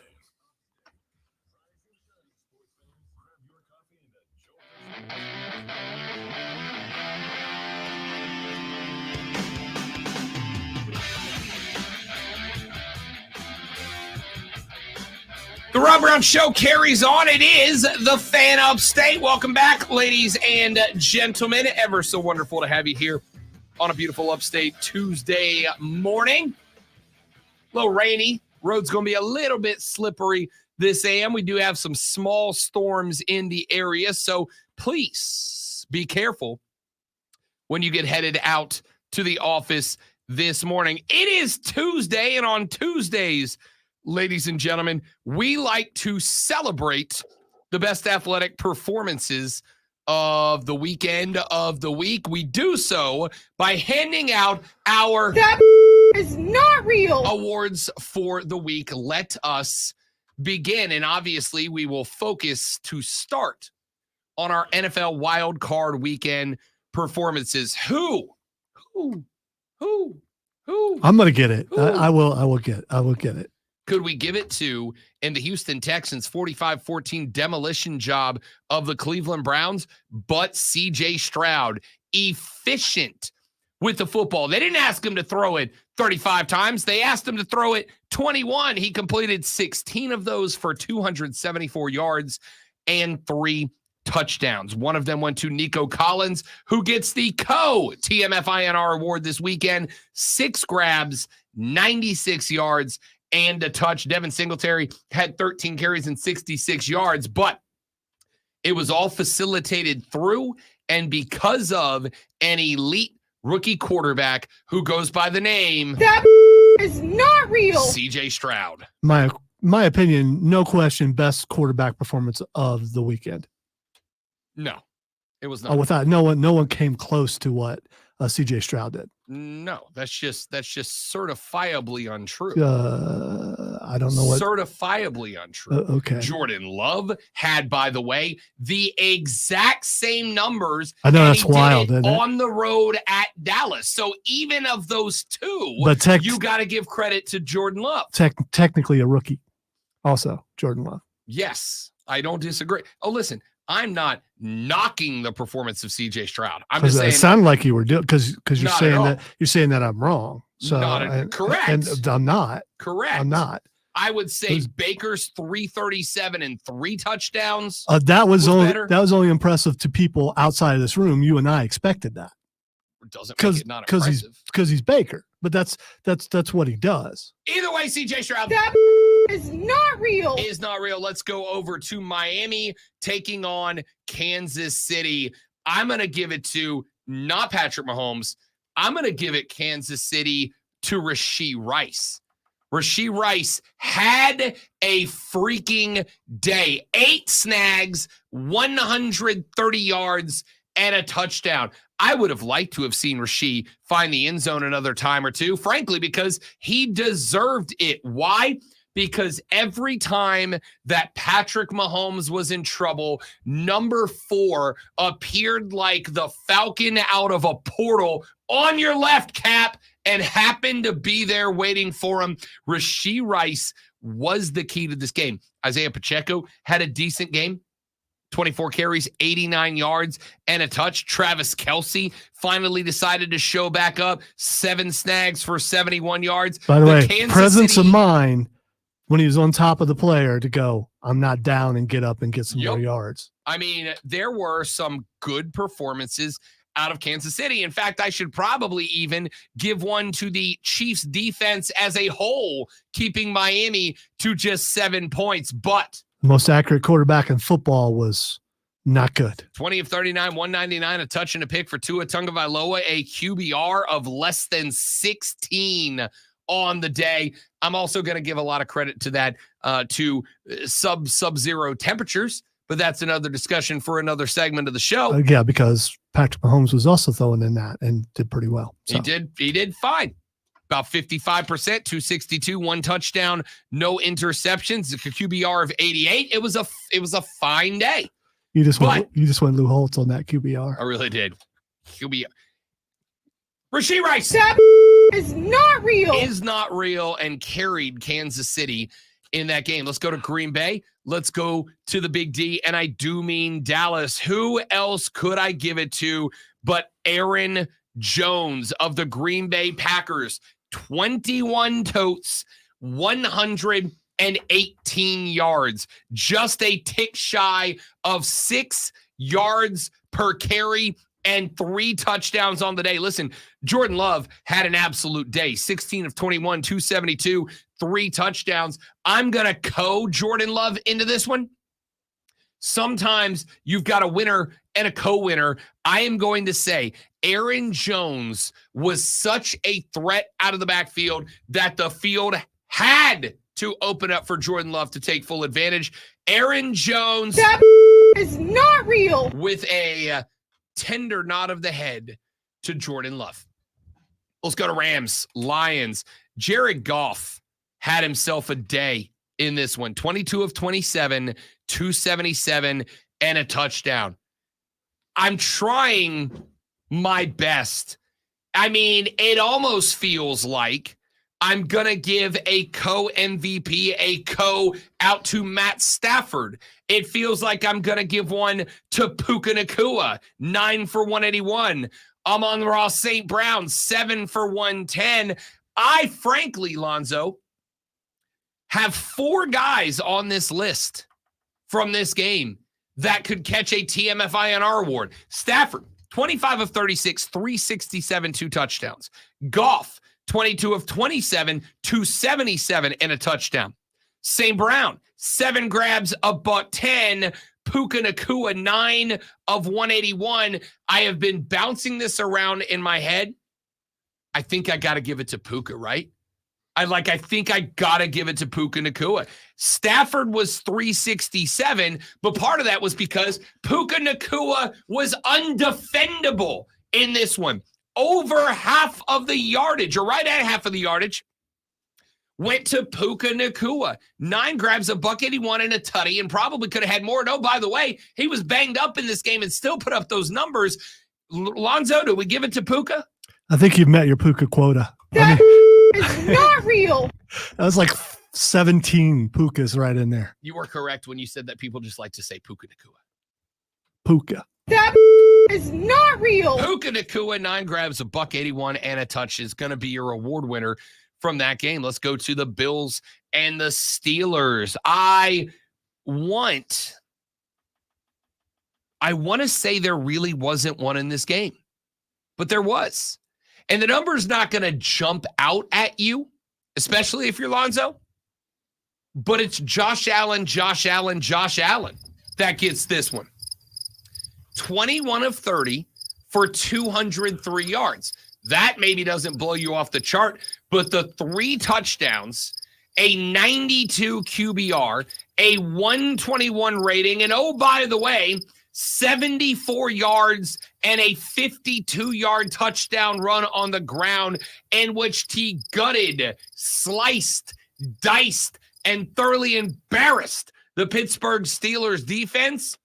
You may say it if you want, but Josh Allen that is not real. catches the TMFINR. Wow. Way to go. No TJ Watt, half that defense, hurt. Good job. I would have, if you deserved that award, you should have did a lot more than what you did, because unimpressive. Unimpressive to the point of boredom, hence the crickets. Remind me after the show, no reason to grab another Taylor Swift soundbite. The haters gonna hate. Like, I need to remind you to listen to Taylor Swift. Don't worry. I got it. Philly, Tampa, ladies and gentlemen, There is no question about this one. There is no debate about this one. Baker bleeping Mayfield. Baker! 22 of 36, 337, 3 touchdowns. By goodness, Carolina Panthers, if only someone would have had the rocks to tell you, you don't have a Baker problem. You have a Carolina problem. If only there was a way to say, hey, guy who played quarterback last year, who looked a lot like the guy who played quarterback this year, who really struggled, then went on to carry his team to a divisional title, then went on to put up 337 and 3 touchdowns in a playoff game against the team that went to the Super Bowl last year. Maybe it's a Carolina problem. You know who doesn't have a problem? Baker! That is not real. I need you to stop taking all the credit for it. That was us. We said all that. You just taking all the credit. I know your names, but I was there and I was doing the same thing. It's like I'm invisible. Right, but you are all year dropping Macho Man elbows on BY as if he is a problem. Yeah, but when here's you are staring because in he's the face because he's of not a guy CJ who Stroud. just proved that's not the case. Right, but because he's not CJ Stroud, and nor shall he ever be. Can he be Baker Mayfield? Because Baker just threw 337 and 3 tutties in a playoff game. All that stuff aside, I don't know. Can he be Baker I Mayfield? really don't know. See, I think he can. His footwork hasn't improved. He looks afraid. He looks lost. We'll see what happens if they get a decent coach in there. You would also be afraid and lost if you played behind that offensive line. That is the point. No. That If I play, is the hey, point. here's the thing. You and I, we play behind that offensive line. We don't stay planted in a spot. We're moving. We're panicking. We're running somewhere. So Yeah, that's anyway. what he did because he didn't have No, he just kind of stood there. a choice. I have one basketball TMFINR award I want to give away because from this point forward, we have fewer and fewer football games until 4 weeks from now when we have no más football. Stop saying it. Which means that, ladies and gentlemen, it is time to begin our slow but inevitable, painful yet necessary transition to the world of basketball. I have one guy. Wait, we got the UFL this year, man. It's united. You may be as sarcastic as you like. I'm in. Thank you. I I'm in. didn't need permission for that, but thank you. I am in for spring football. Say hello to the bad guy. I will be drilling you with spring football. One basketball TMFINR award I want to hand out after multiple weeks out of the game. Jimmy Buckets. Jimmy Butler returns to the Miami Heat. They knock off the Brooklyn Nets 96-95 in that game. 8 of 12 from the field, 15 of 16 from the free throw line as Jimmy Buckets scores 31. But that, dudes and dudettes, that is not why I am handing him a TMFINR award. I am handing him a TMFINR award. And those of you on the stream, you will see first, Lonzo, this is the Jimmy Buckets player page on the 4-letter. Would you please take a gander up at the headshot that Jimmy Butler is elected to use for this season? It's Emo Jimmy. It's Jimmy Butler Emo Edition. I saw this All morning. right, take that down before, No, we're fine. You're allowed to show that. Yeah, we'll see. As a YouTube expert. Jimmy Buckets rolling with the Fallout Boy haircut as his chosen headshot this year. Jimmy Butler. That is not real. Is not real. All right, ladies and gentlemen, there's your TMFINR awards. Who did we miss? Who should we hand one to? Who would you like to be added to the list? UNC Chris Tech said, Lonzo, get that haterade coming through an IV this morning. Feels like it, doesn't it, Chris? And hater tots. Feels like Let's not forget the hater tots. Oh, I lost my there. They like to drink their haterade and eat their hater tots. There it is. I forgot I had that clip. The haters. Got to have a balanced breakfast of hate. They like to drink their haterade and eat their hater tots. Back after this to wrap up hour 2 of the Rob Brown Show in the Fan Upstate.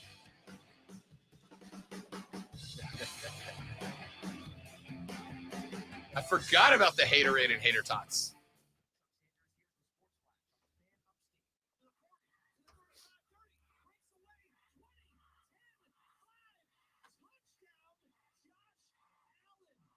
Josh Gasm! Oh my God! Oh my God. Josh-gasm. I have never seen. There's the thing we I say have now. never seen a quarterback do such an amazing thing. Yeah. Mm-hmm.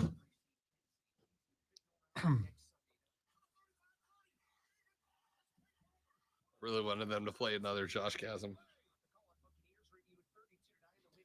Guys all just forgot about this guy in Baltimore who actually, does that type of stuff all the Lamar, time. baby. Yeah. I have been the biggest Lamar hyper this year. Well, until Ain't this none of week y'all when he hyper. loses, because He ain't losing this weekend. yeah, he don't win in the What playoffs, are we just like talking about Josh don't win in the 6:20 playoffs. segment? Do you remember? More playoffs. It was NFL playoffs, the first two segments, followed by pinball. Because you're a wizard. I'm a pinball wizard.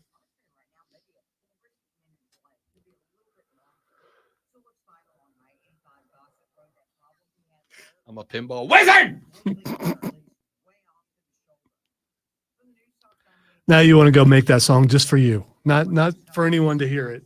Just that over and over again.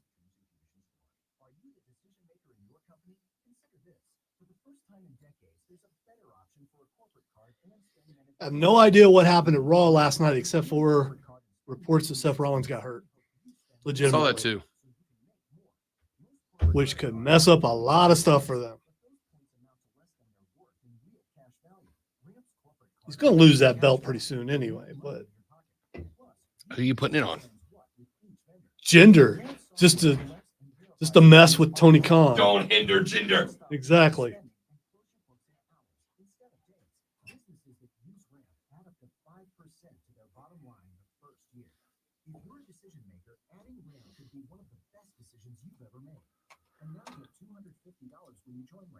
Just go to ramp.com/free. Ramp.com/free. ramp.com/free. Our forests are an economic engine that creates wealth, provides jobs, and contributes to the How do you think he does it? I don't know. make up what's called the wood basket of the world, producing more wood than any other single country on earth. Forestry is a pillar of our state's economy, employing more than 100,000 people and generating an economic impact of more than $23.2 billion annually. South Carolina forests. They'll grow. I didn't break the news on the Jason Kelsey thing. It's just because, the report, his teammates told him he was retiring. He was going to retire last year, and they talked him out of it. So it's not really that much of a surprise. The question is, did they show him as many times as they showed Taylor Swift? Because I was watching this morning. It seemed like every other shot they're showing Jason Kelsey on the sidelines. He's about to cry. Get back to him. He's about to cry. Is that a tear? Get back to him. I don't blame the cameraman for doing that, but still. The end of that game, the Philly game, where they were showing him on the sideline, when they pulled him from the game, right? And they were showing him on the sideline. It got to a point where it almost felt gratuitous. Yeah, that's what I'm saying. Yeah. I mean, it's like, stop.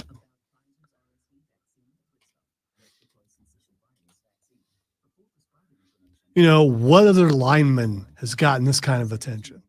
It was a big deal, him going up against his brother in the Super Bowl and all that kind of stuff. But usually linemen don't get this kind of attention. I'm sure he's like, stop. And he's going to be all right. He'll be in a booth somewhere or just podcast as his job.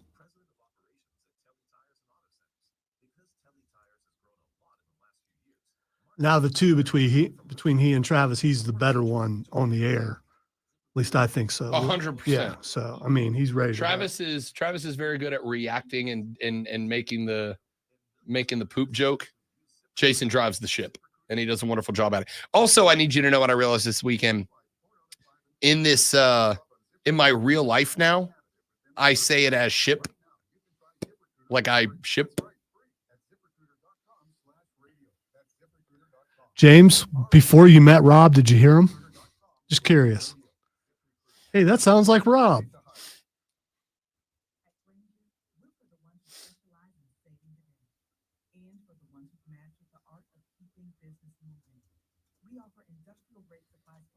And by the way, Kevin, I'm not ignoring you. I know it bothers you. That's I know the whole bet thing earlier. Again, I doubt you have anything that would fit me if the Chiefs lost, and I ain't paying $70 or $80 to go buy a jersey that I'd wear once. James, it was good to meet you, buddy. I'm glad we got a minute. Next time you're at one, come on by when you got a couple extra minutes to chat.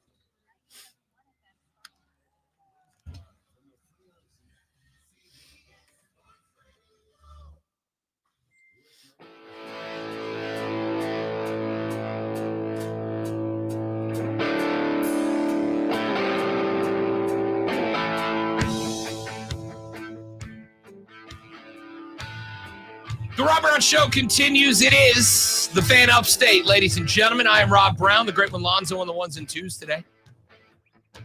844-326-3663 is the number. Text us 71307. Start that text with FAN, F-A-N, FAN, F-A-N. So, the Falcons met with Hoodie this weekend. Atlanta, don't do it. Don't do it.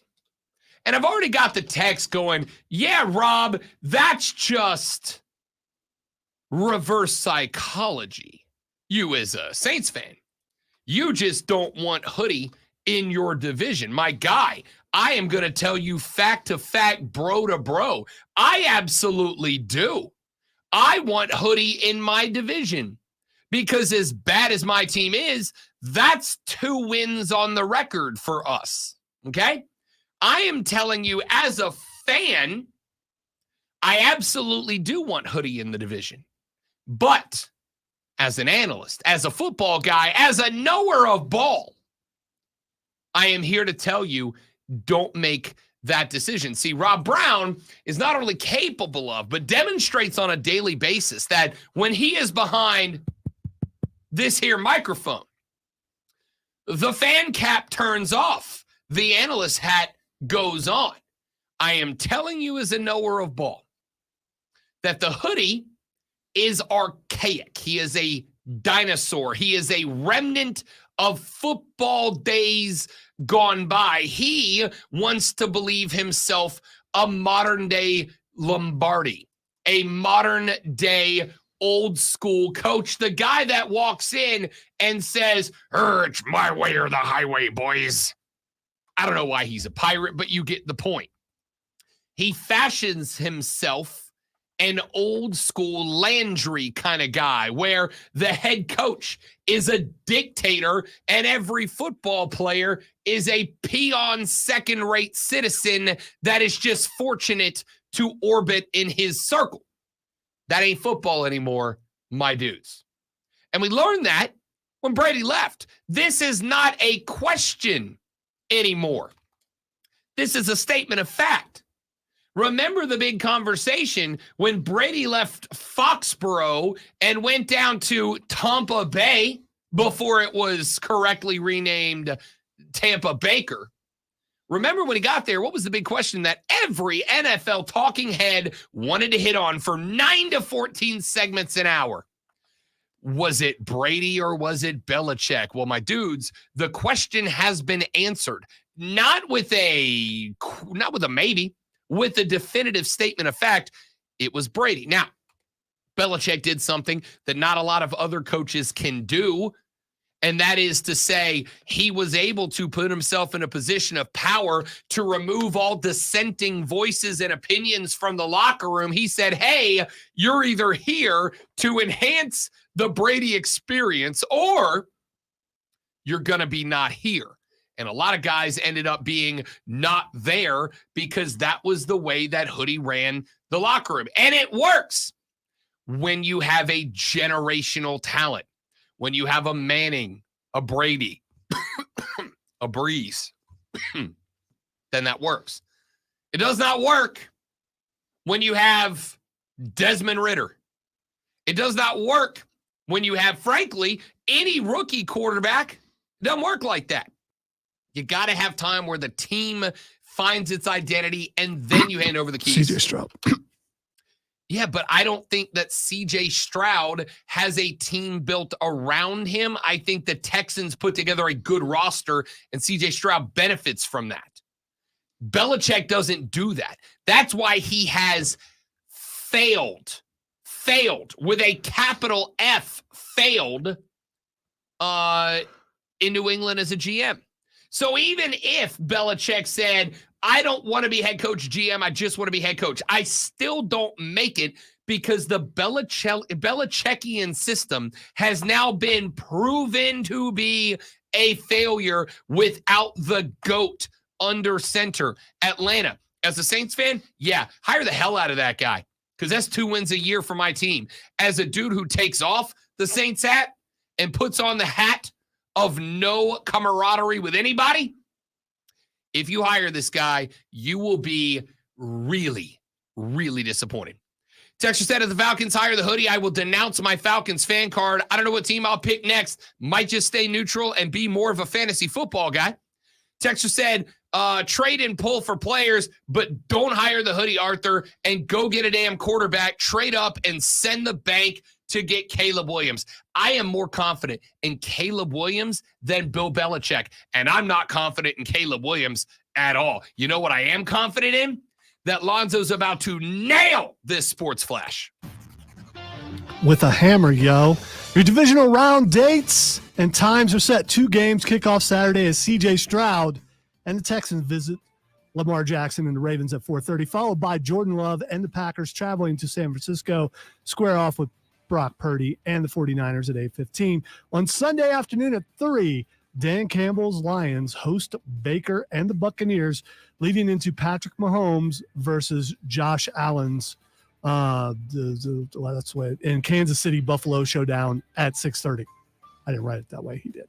The Atlanta Falcons, I'm throwing them under the bus because it's a Josh Allen thing. And the Atlanta Falcons are in the market for their new head coach and aimed as high as they could as former Patriots coach and 6-time Super Bowl winner Bill Belichick visited Atlanta over the weekend. We are your home for Furman Paladins basketball. Tune in tomorrow at 5:30 as the Paladins take on VMI.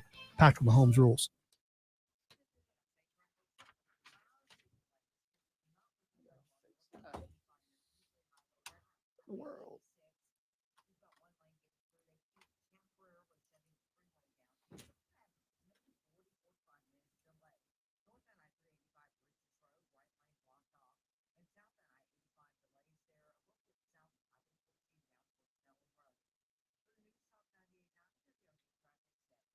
Okay, I see what I did.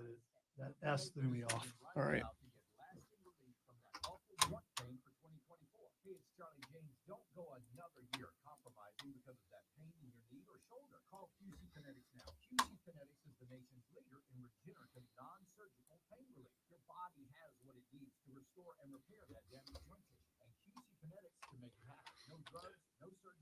You see that, James. I see that. We all see that. But to acknowledge CJ Stroud is to go against Bryce Young. And I don't want to do that. We don't know why. Don't nobody know why. Not even sure he knows why. Just don't know. Don't know at all.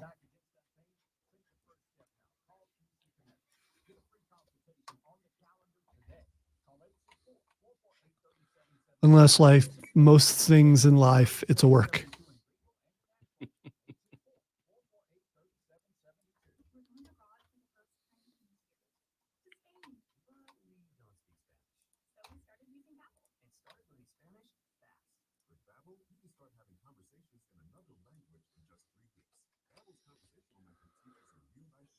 Did you watch any Echo? No, I have not. We've only watched 3 episodes so far. How you like it? It's all right. I've heard it's not groundbreaking or anything. Yeah. But it's good. I mean, it's what I expected it to be.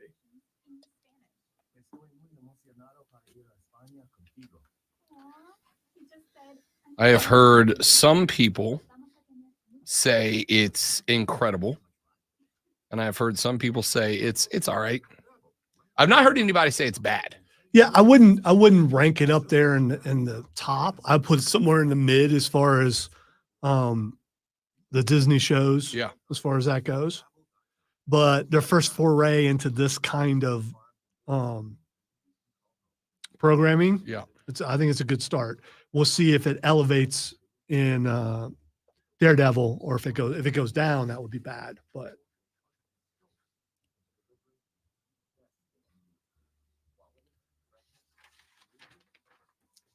we'll end up watching the other 2 episodes before the week's out. So.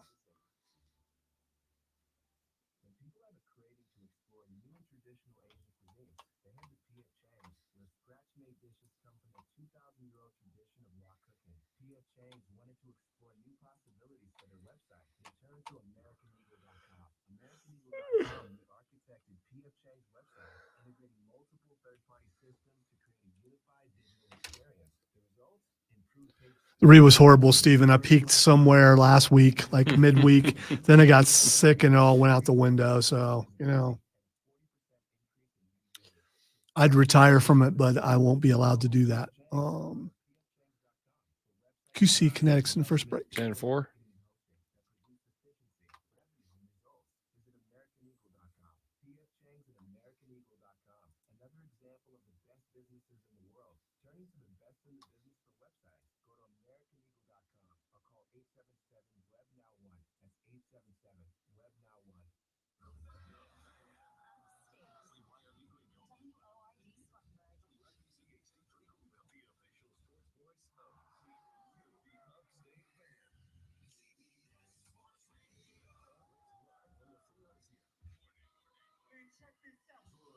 I hope Jason Kelsey doesn't retire just to troll all the places that are saying he told teammates. That's not him saying it to you, though.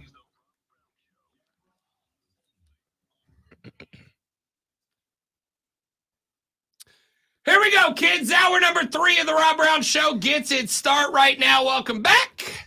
This is the Fan Upstate. How do you do, America? What's up, world? Everybody doing all right? Everybody good? Did you have a lovely weekend? I certainly hope so. I am Rob Brown, the great man Lonzo on the other side of the metaphorical glass this AM.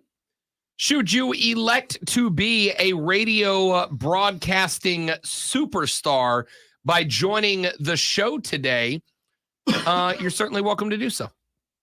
You may, of course, begin by calling the Renewal by Anderson of the Carolinas fan phone at 844-326-3663. That's 844-FANFONE. You can text us on the text line at 71307, 71307. Start your text with FAN, F-A-N, FAN, F-A-N, and we will read them on the show. You may tweet or X or post or whatever you want to call it us at The Rob Brown Show. That is my handle, at The Rob Brown Show. Lonzo's is at Lonzo on Word, at Lonzo on Word. And you can get to everybody up in here by tweeting at The Fan Upstate, at The Fan Upstate. Those are all the different ways to get in touch with the radio broadcast today. We would love to have you. What, ladies and gentlemen, takeaways do we have from the wild card weekend? There are a bunch of them. There's a bunch of them. I would start with the one that hits the closest to home. We touched on this very briefly just mere minutes ago. Baker Mayfield is a problem for the Carolina Panthers. I don't mean as an opposing quarterback. I mean the reality of what Baker is versus what Baker was. Now, Lonzo and I, just a couple of guys who know ball. Lonzo and I told you all last year, Baker's not that bad. He's really not. He gets a bad rap. But you look at what happened when Baker was at Cleveland. It got messy in Cleveland for a few minutes. And then Baker basically got stepped on and stepped over. They took the keys to the house and he was forced to move. Sure did. They were like, sorry, bud.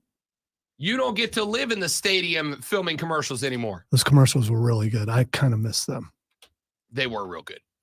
So he gets sent out of town. He gets sent to the Carolina Panthers under Matt Rule for a good chunk of the season, under Steve Wilkes for the back half, which, by the way, the Carolina Panthers, I looked at this stat earlier, Lonzo.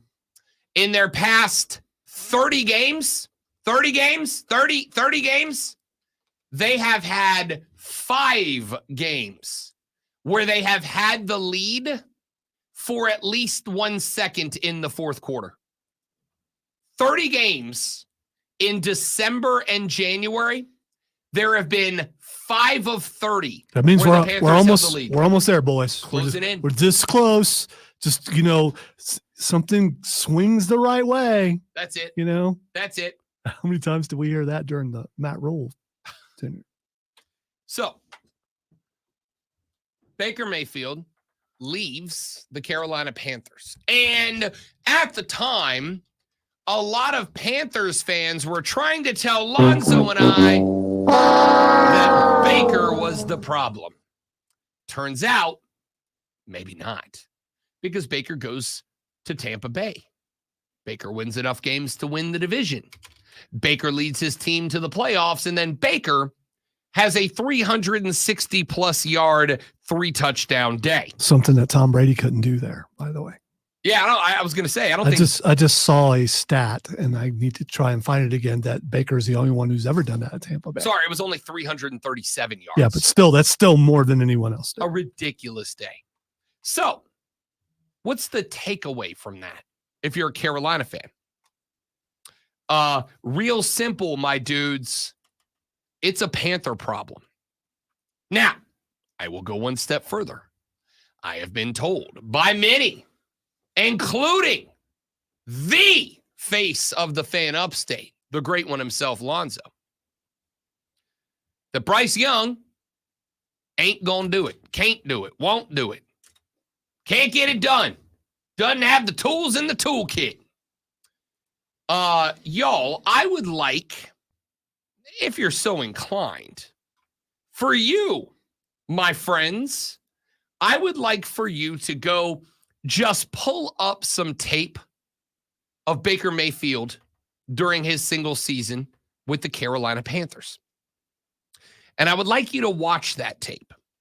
And I think what you will see in that tape is a lot of what you saw this year out of Bryce Young. I think you will look at Baker Mayfield, and I think you will see the same style of play that you saw this year from Bryce Young. So, if Baker Mayfield can move on, go to Tampa Bay. And yes, I know that I have spent the entire season pointing out to you that Tampa Bay might have the best wide receiving core in the National Football League. There are a couple of threats. San Francisco, Philadelphia, I think, are in that mix. Might have the best wide receiver core in Tampa. I would also point out that they have a first-year offensive coordinator in Dave Canellis. They have a head coach in Todd Bowles, who is a defensive guy and only a defensive guy. And yet, Tampa's offense, despite sputtering a bit in the final 2 weeks of the season, went up against last year's NFL championship runners-up. And Baker beat the hell out of them. Okay?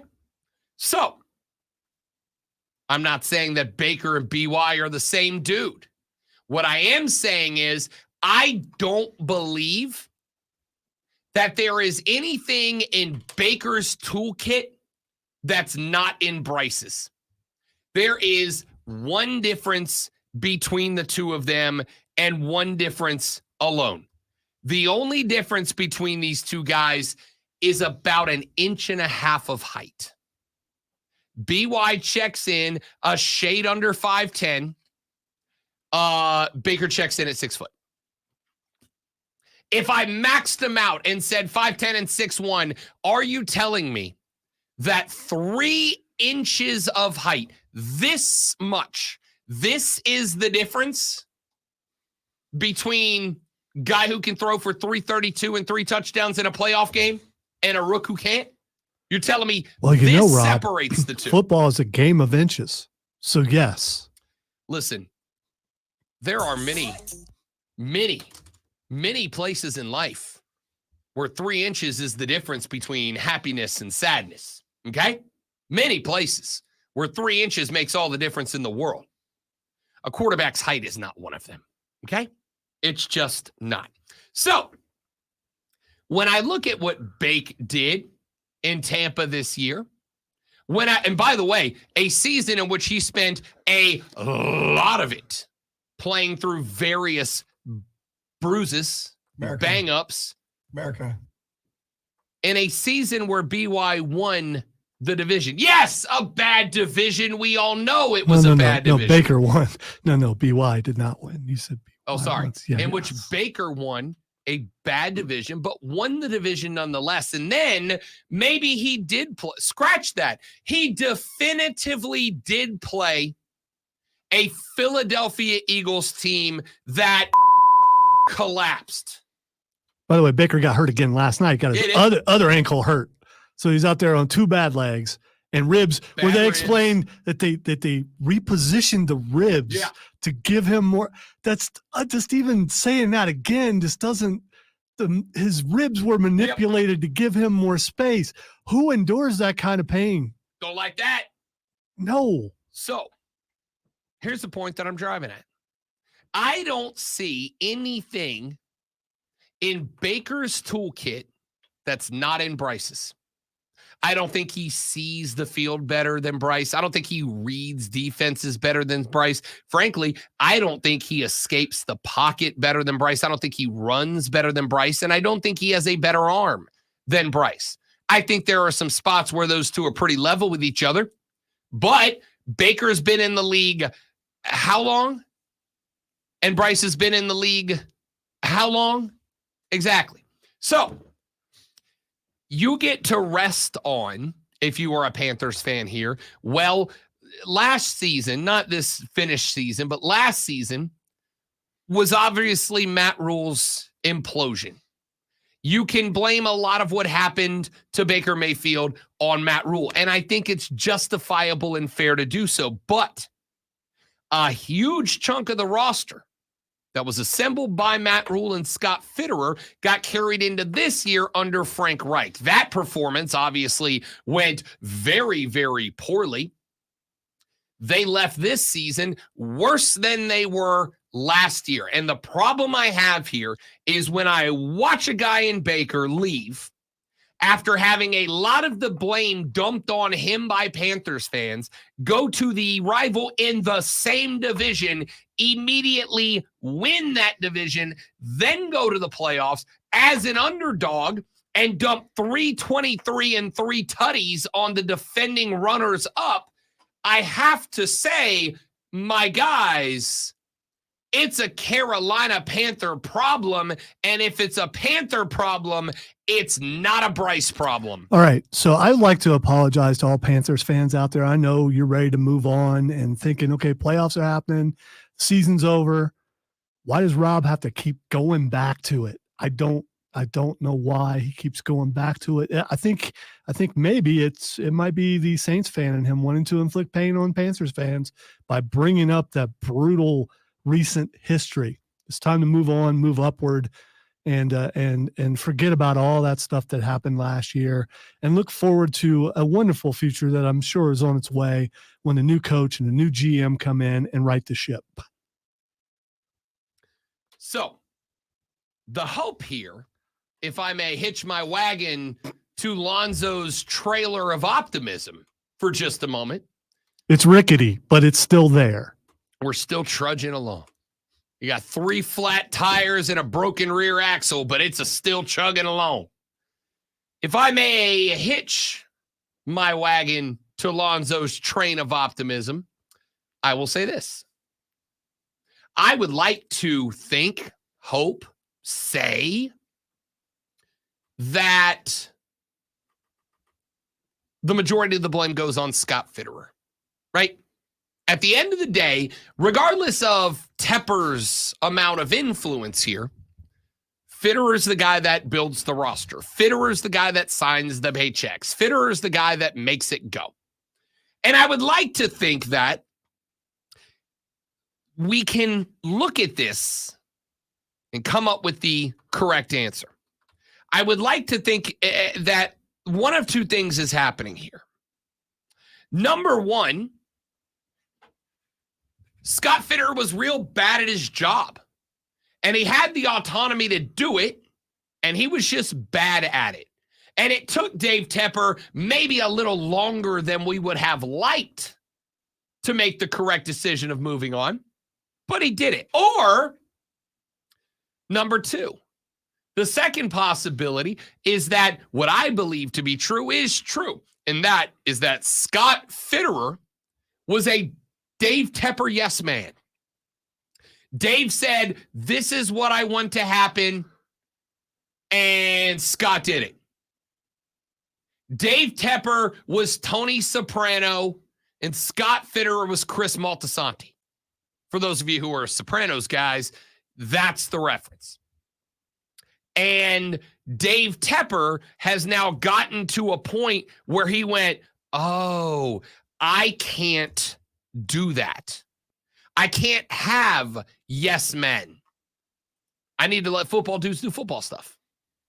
And you're going to make the right hire with the GM and hopefully be able to get one of the top-notch coaches out there, one of the top-notch coaching candidates, guys that are only going to say yes if they have full and complete and unquestioned autonomy to run the damn football team. Because the system you were under had a guy in Baker Mayfield that could have won you a division. He just did it. That could have won you a playoff game. He just did it. That could have had you all of these good things, and if that would have been the case,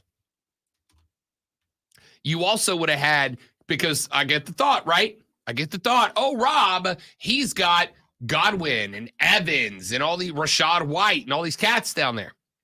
Had Baker Mayfield been able to succeed with the cats like he did with the Bucs because the team wasn't a joke, Lonzo, he would have had DJ Moore. He would have had Christian McCaffrey. He would have had all these guys that got sent out to bring in BY. Oh, and BT Dubs. You also would have had a first-round draft pick to spend on a receiver last year. You still could have had a John Mingo. You still could have had all these guys. And who knows, maybe you'd have found your Puka Nacua out there.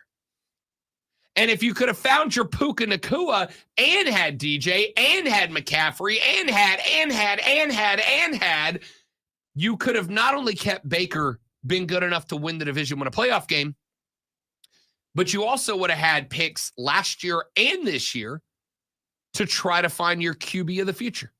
You also would have had some picks to make some moves this year to jump up and grab the guys under this class to train under Baker for one more season and maybe made the playoffs in the process. My friends, this is a Carolina Panther problem. Hot as fish grease, bro. Not a Bryce Young problem. Oh, man, I had such a great out there. Man, I botched it in the very last sentence. Ladies and gentlemen, this is a Carolina Panthers problem. Hot as fish grease, bro. Not a Bryce Young problem. Bang, nailed it. There you go. I mean, sometimes you need two takes. I was rooting for you. Bleep it. We'll do it live. Let's take a break. Come back here in just a minute. What's your thoughts on that?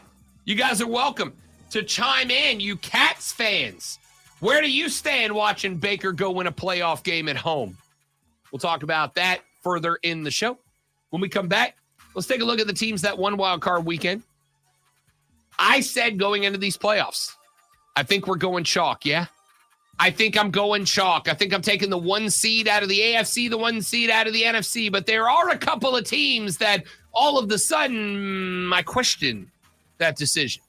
We'll talk about that and more when we come back. I'm Rob. He's Lonzo. The Rob Brown Show rolls on. My friends, this is the Fan Upstate. QC. All right, guys, quick live read, and then we're coming right back. Stay right there.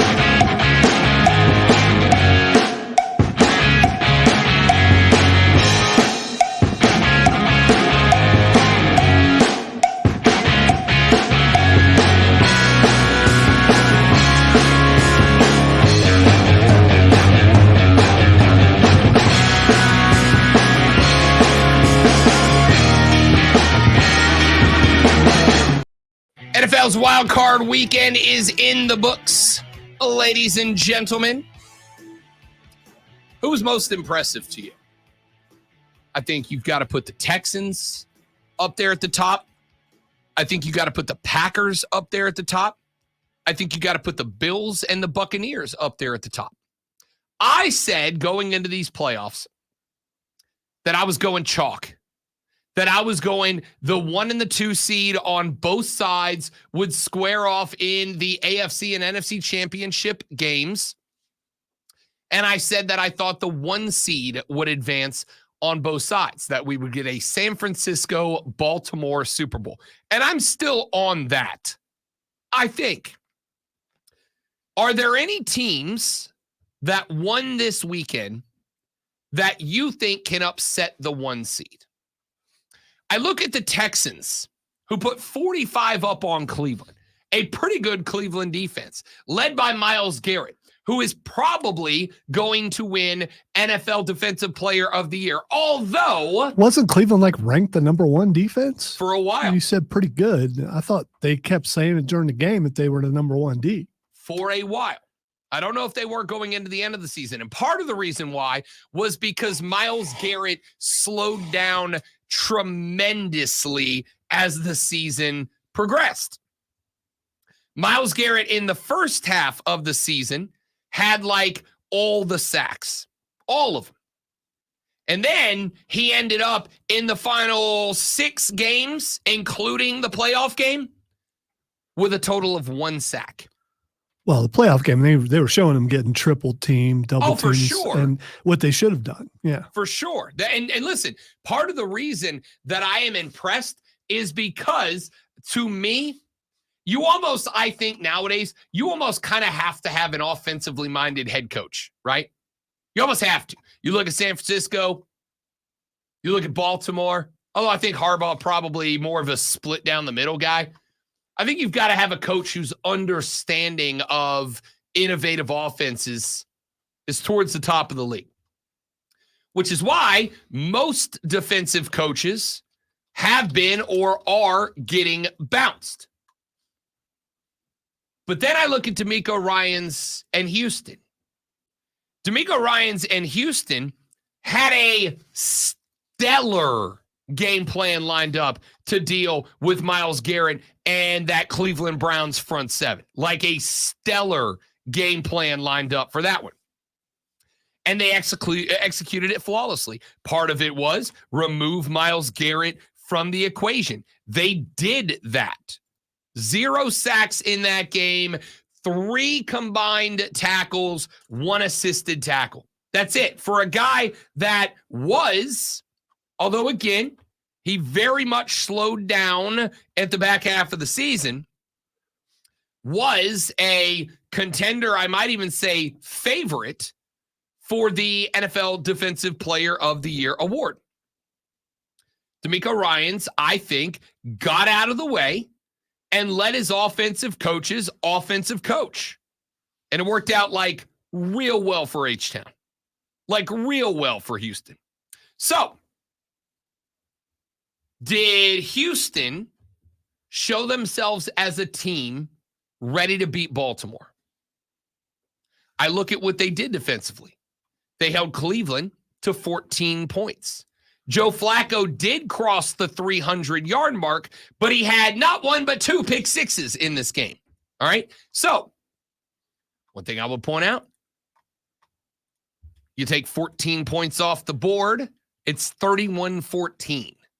You add 2 possessions back to Cleveland, and you might have a different game. But what happened, and that's part of the Texans' defense, right? It's part of the Texans' defense. One of the things that drove me nuts about Dennis Allen was that every post-game presser for the Saints, they'd be like, Coach, what went wrong? And he'd be like, if they would have scored 2 fewer touchdowns and we would have scored 2 more touchdowns, we would have won. Yeah, that's how numbers work, DA. But Joe Flacco got twice, 2 of them brought back. Way more than enough to solidify and put this thing away. So, with that being said, taking a gander at what the Texans did, I don't think that they'll be able to do the same thing against Lamar. And I say that respectfully. Every year, we have 2 or 3 quarterbacks that come off the bench or they come off the couch and they look stellar out of the gate. Will Levis did it for the Titans this year. Atlanta knows that.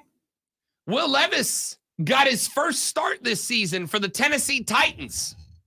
He threw 4 touchdowns in that game. I came back onto the show on Monday, and I had a lot of y'all saying, Rob, What are we doing? you told me Will Levis is not going to be as good as BY. He just went 4 tutties. What are we doing? And then what happened? The rest of the year, like 7 more games, Will Levis had 4 touchdowns total. Okay? Here's what happens in the NFL. The guys that coach defense. Wasn't that still more than Bryce Young? No. Yeah, I think it's probably was. The rest of the NFL has guys who coach defense, and they're real good at it. And what happens is when a quarterback checks in and a team's never seen that guy before, all they can do is just play what's predicted. But then the quarterback comes out and they've never seen this guy do a thing, and you can't react to all the little intricacies and nuances of what a QB does. But after you've been placed on film, there are 2 things in the world that don't lie: tape and numbers. That's it. Tape and numbers don't lie. Everything else does. So when teams suddenly get a bunch of tape on a guy and they can start to dig in and find the little nuances and the little tendencies that make a guy, they can start to pick those apart. They can start playing defenses that predicate to the weaknesses of that quarterback. And that's what happened to Will Levis. That's what happens to quarterbacks. Joe Flacco was that guy for Cleveland. Joe Flacco came off the bench. And while there was tape of Joe Flacco in Baltimore and with the Jets and all that, there was no tape of 39-year-old Joe Flacco this year. And so when Joe Flacco came back and the Browns were leaning on their defense to win games, teams had to put all their time and energy into effort into scoring on the Cleveland defense. And then we got to the playoffs. And the Houston Texans, led by DeMeco Ryans, a defensive head coach, dug into the Joe Flacco film, and all of a sudden, they started playing defenses that were optimized against Joe Flacco. And Joe Flacco became the victim of what every late season quarterback becomes at the National Football League level. The same thing happened to Josh Dobbs this year. Josh Dobbs started with the Cardinals. He was blowing people away. Who the hell is the Pastronaut? What's this guy doing out here? And then about week 7, week 8, Josh Dobbs got figured out in Arizona. And he got sent out of Arizona because Kyler Murray was coming back and there's no need. So he goes to Minnesota. And his first couple of games in Minnesota, the Pastronaut with his new team looks pretty good. You'll remember he checked in with like 2 days on the team and did not know his offensive line's first names, and he won a game. Then the next week he came out and won a game, and then what happened to Josh Dobbs? It fell off. He fell off. He disappeared because they started recognizing, defenses started recognizing what made Josh Dobbs. They started predicating their defense on stopping Josh Dobbs, and it worked. And that's why they switched to Nick Mullen. And Nick Mullen came in and had a pretty good debut. And then what happened? He was on tape. They figured out the weaknesses of Nick Mullins. They played to it, and Nick wasn't good enough to overcome that, and he fell off. Joe Flacco hit the wall. DeMeco and the Texans had a full week to get ready for a guy that other teams did not. And so they were able to get into the backfield and rattle Joe Flacco, who had 307 yards passing, but a lot of that came late in the game on the dinks and dunks when the game was already out of hand.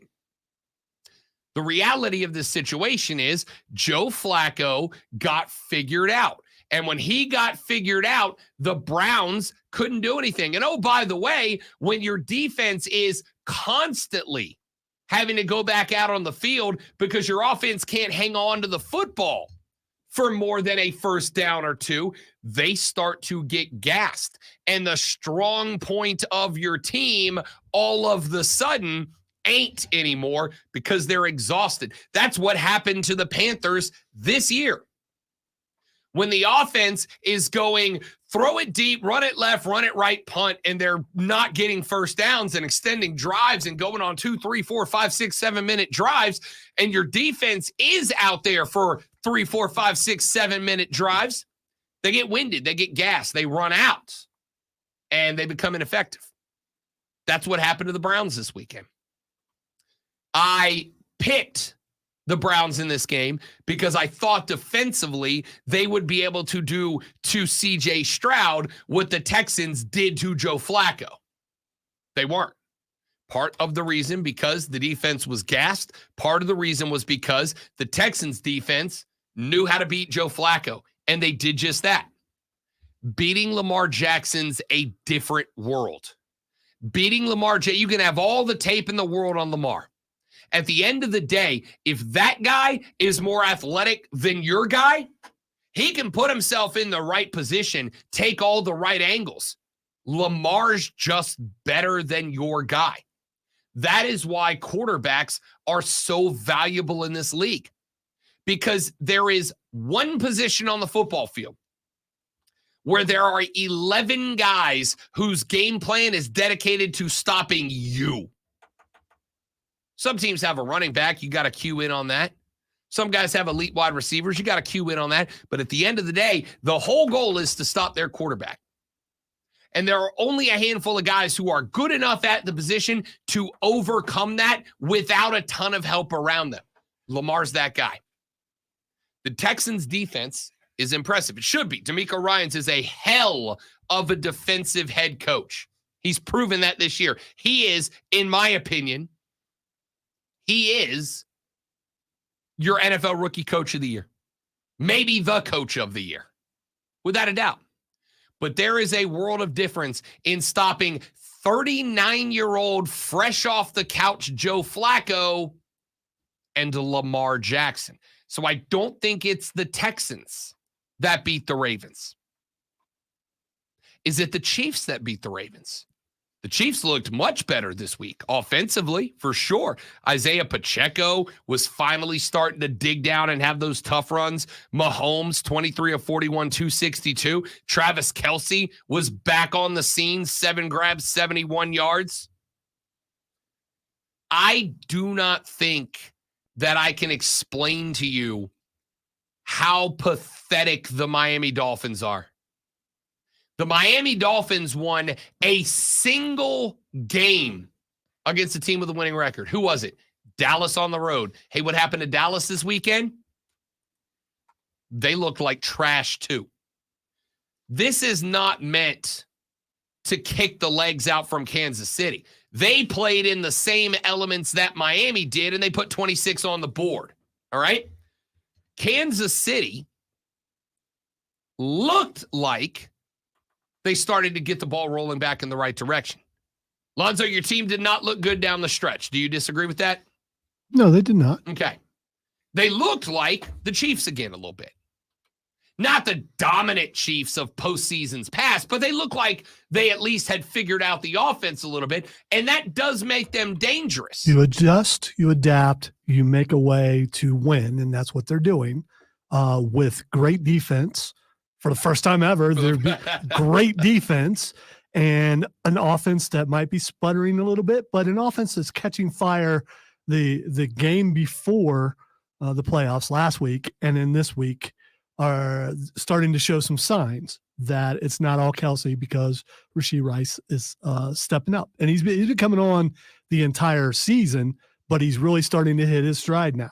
So you don't have to just double or triple team Kelce now, because if you do that, Rice is going to be open and he's going to burn you. Rashee Rice won our That is not real award from this game, and I think deservedly so.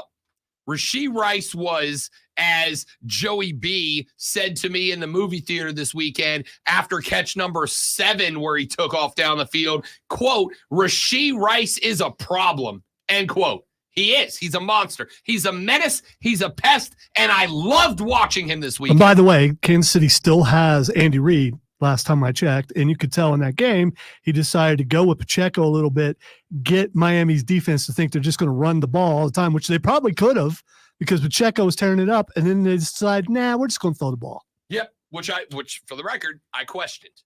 I was like, why are you getting away from Isaiah Pacheco? Dude is picking you up 4 yards a carry. I'm bad at math. Here's one reason. 3 times 4 is 12, and that's a first. Here's one reason I believe you do it. When you find out you can run at will on these guys, you're going to need him next week, so you don't use him as much. Legs? Yes, that's what I think it was. You may not be wrong. You may not be wrong. Because next week's going to be a grind it if you're smart, down the field, keep the other quarterback off the field kind of game. You may not be wrong. So my thought here would be this is a Chiefs team under Andy Reid and that icicle mustache, dude. That was amazing. That's too much. And the fact that he went, I don't know how he thought it out. Did it thaw out naturally, or did they have somebody work on it? And you know those white benches on the sideline? So I've sat on one of those before. They're pretty cool.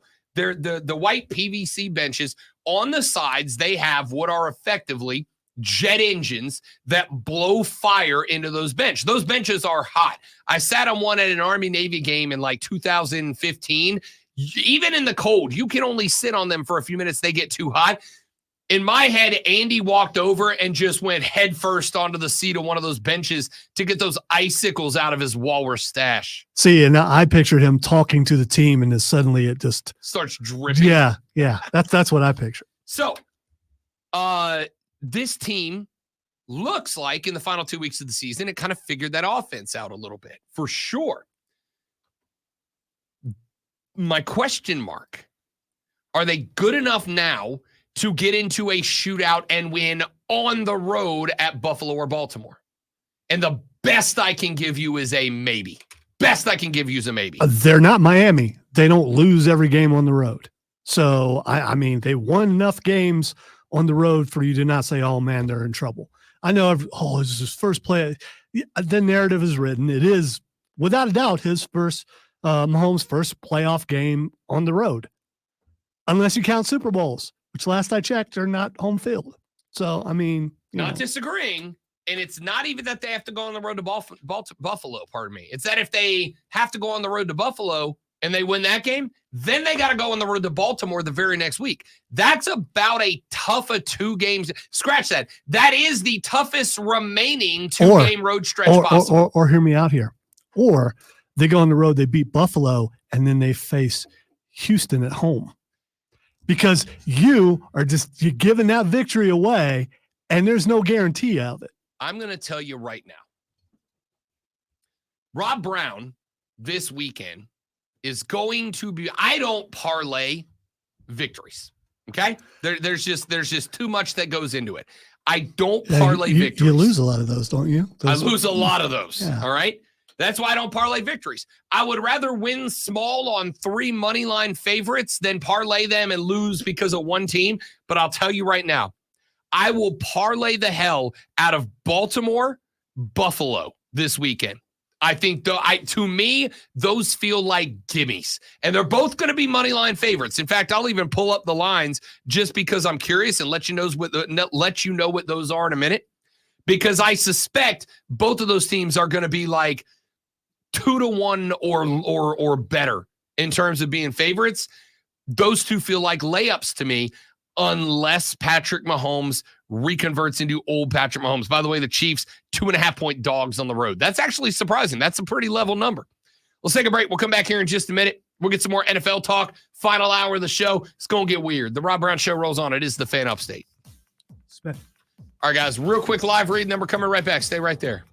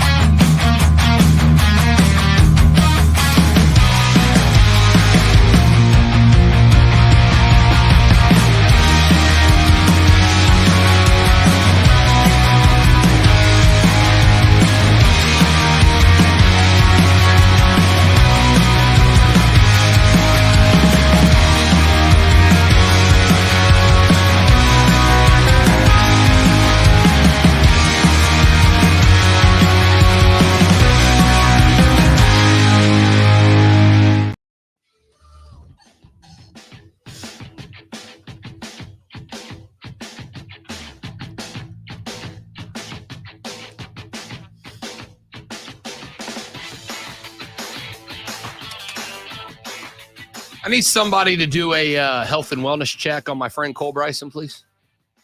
I can't imagine Cole's in a good way today. Yeah, but aside from him, there's someone else we know who's a Dallas fan who could cause the rest of our day to go poorly. You're not wrong, and I feel like I probably need to bring a box of cookies down there or something, Or just do what I plan on doing. Leave immediately. No, avoid as much as possible. Our Dallas friends are not okay today because they thought that this was the year that they were going to break out of the start the year, beat up on bad teams, scream we them boys, losing the playoff cycle that has just been the one constant in their life for years now. I've got a friend of mine, lives down in Louisiana now. Was a dear friend of mine back in Florida for many years. Big Cowboys guy. And he got after me, a friend of his, when I said last week, the question is not if Dallas will melt down in the playoffs. The question is, when will Dallas melt down in the playoffs? Now, in all fairness and openness and clarity, transparency, I did pick Dallas to win this weekend. I thought Dallas would find a new creative and inspiring way to break the hearts of Cowboys fans. I thought that they would go to San Francisco and end up getting throttled again by the 49ers. But instead they said, no, why save it up? Why not break our fans' hearts by losing the one game we are going to be heavy favorites to win and do it in front of them in our own yard? The one thing that had been unquestioned was that Dallas at the house was untouchable. Was it 16 consecutive games won in the Big D without an L?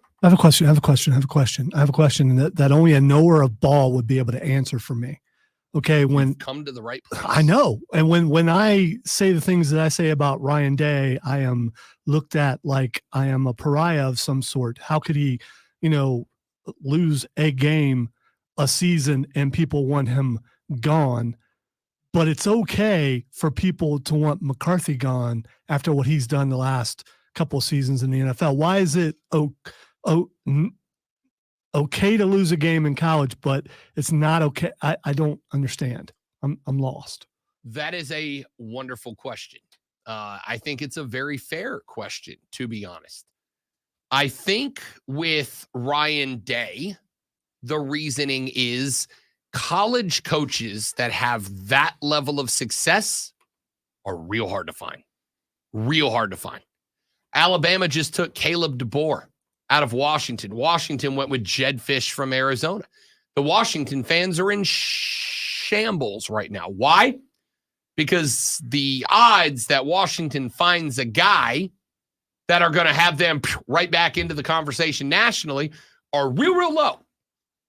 In the NFL, you've got a much larger pool of candidates to pull from and a lot more hands-on experience because there's only 32 teams as opposed to 127.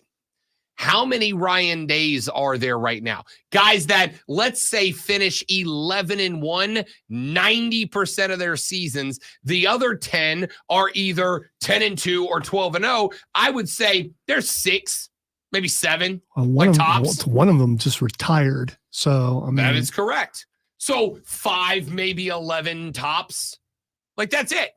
So to move on from a guy that's that close, as opposed to Mike McCarthy, who is that close, and yet we all knew he was good. We didn't know Ohio State. He's not gone yet, but we were. Oh, he's going to be. Yeah. Is there any of y'all that'll bet me a paycheck right now that Mike McCarthy is still Dallas's coach by the end of this week? I really doubt it. I really doubt it.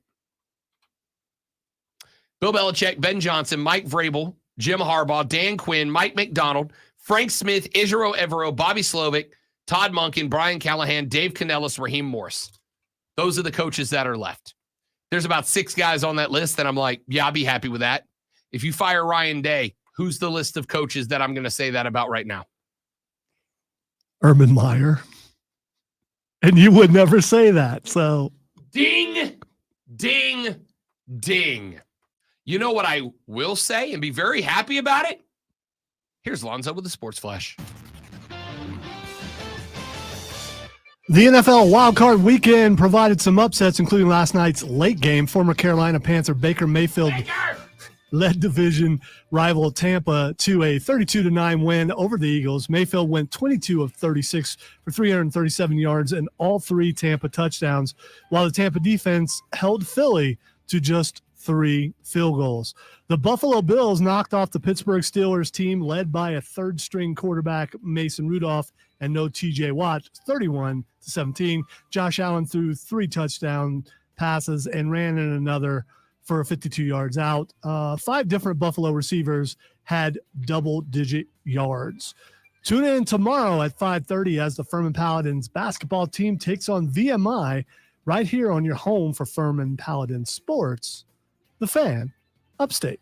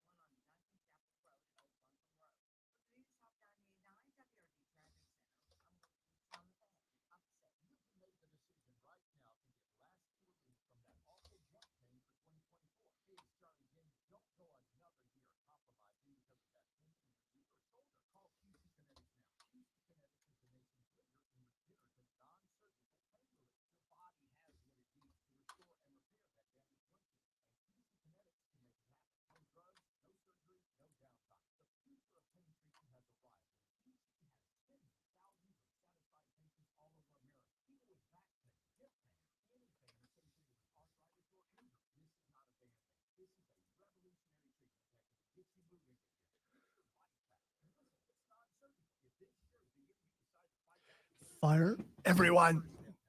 Clean the house.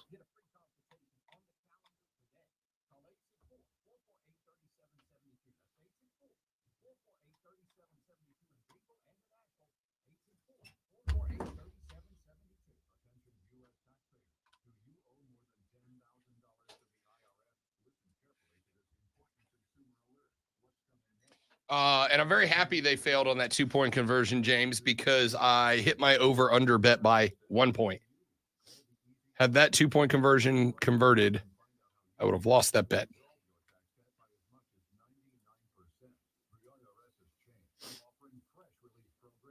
I had a profitable weekend on the books. First one in 3 weeks. That, you got the high score on the pinball machine. And I got high score on a pinball machine.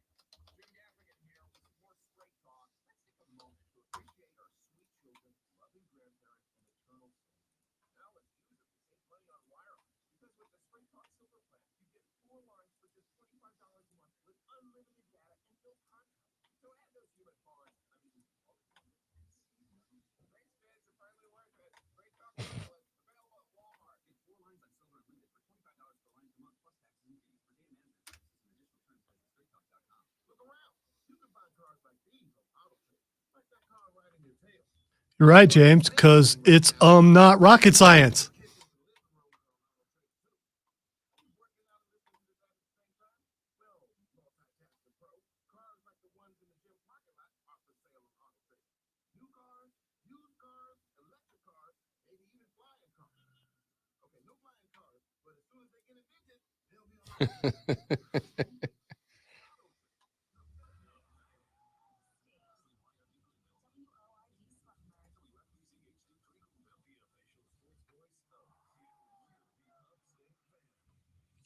According to Adam Schefter, Raheem Morris is set to have a interview with the Panthers. I like that. Do you? I like that. I would like it if I actually had, the thing in there. Which I could have swore I did.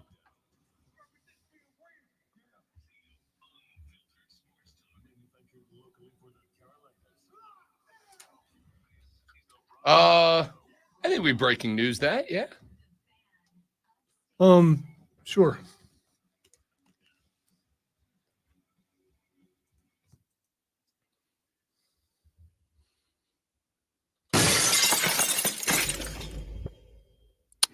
All right, according to Adam Schefter, Raheem Morris he's got a couple interviews, but one of them is with the Carolina Panthers. Raheem Morris, will he be the next Carolina Panthers coach? By the way, that was breaking news. Breaking news brought to you by BetQL. Be a better, be smarter, beat the books. And make sure you listen to Bet for the Cycle every Saturday from noon to 4 with myself and former Major League Baseball player turned nationally syndicated radio show host Cody Decker, and of course, also Mario. I apologize for throwing the segue so hard that it made you stumble. No, it worked out just fine. Because it was in there, and you're like, oh. I was going to come to that. But I like it. I'm going to say fire.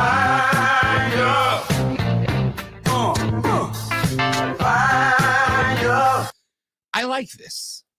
I like Raheem Morris as a potential target for the Carolina Panthers. Why?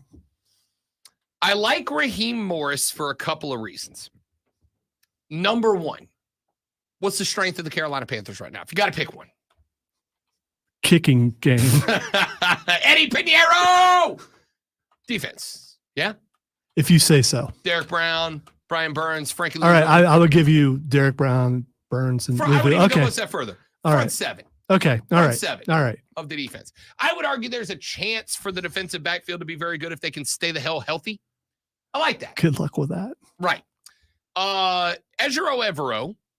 James said Ejiro Evero held Tampa to 9 points. Maybe he should be considered. I'm going to go ahead and tell you, David Tepper's lost his damn mind if he doesn't at least interview Ejiro if I Evero. recall, and I don't remember who it was, I think it might have been the Chargers. He's already interviewed for it. Yep. I'm going to tell you this. Ejiro Evero is going to be a head coach next year. Okay? Confident in that. And I'm going to go ahead and say. But I don't think the defense was as good this year under him as it has been in years past. I don't think it was either.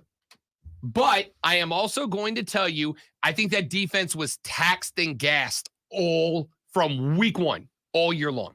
I also think they were absolutely blasted by injury this year. That is a real concern for this team.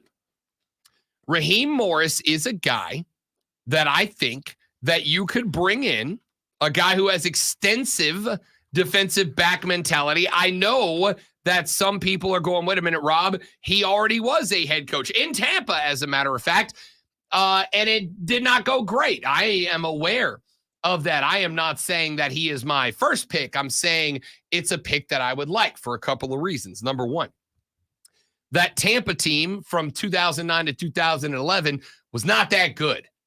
It was a tough spot for any head coach. I think one of the things that a lot of us do, and I include myself in this, is that we look at short stints in position and then we decide we know what this guy is because he did. You got to look at the big picture here. The big picture here is that Tampa team was not very good. And so with that knowledge, yeah, I think you got to kind of look at what he did or did not accomplish there. In 2009, he was 3-13. In 2010, he was 10-6. In 2011, he was 4-12. Not great, Bob, but that team was awful.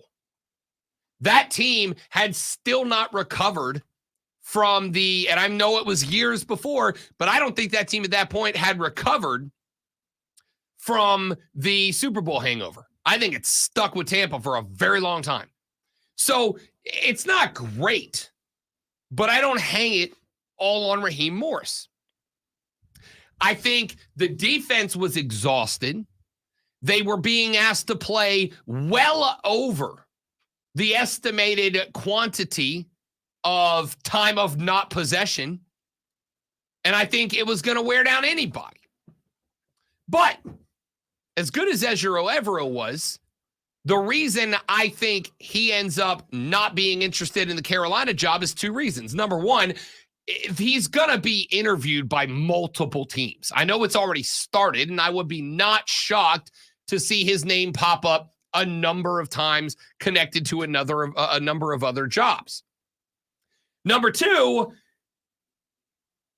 I can't imagine that based on what happened this year, and if the feeling around the front office for the Panthers is consistent with the way that you and me and Rashad and Zoe and all these other dudes feel, that Dave Tepper is a micromanager and frankly not a good one, then why would he want his first head coaching job to be with a cat who's going to come down and tell him what defenses he wants him to run? By the way, he has interviewed with the Falcons already and supposed to interview with the Seahawks.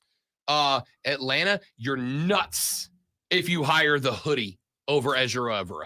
All right? You're nuts if you do that. You're bananas. You've lost it if you do that. Now, you know how you sound saying that. So you're saying pick a guy who's never been a head coach over a guy who's arguably the greatest NFL football coach of all time. Yes. Okay. All right. Yes. I just want clarification for people who are just tuning in and don't listen to all 4 hours, which I don't understand why you don't do that. You really should. We're good. If We're you good at don't, this. there are ways that you could listen to the parts that you missed. You can go to thefanupstate.com and listen to the rewind feature that we have placed up there for you that allows you to listen to any given minute of the show that you missed out on. You can go to the podcast button, drop it down to the Rob Brown Show every hour, and highlight segments are posted just about every single day. So make sure you check that out. All of that being said, and we'll come back to Ezra V. Hoodie in a little while. Maybe. We'll see. It's the last hour. I don't know what's going to happen.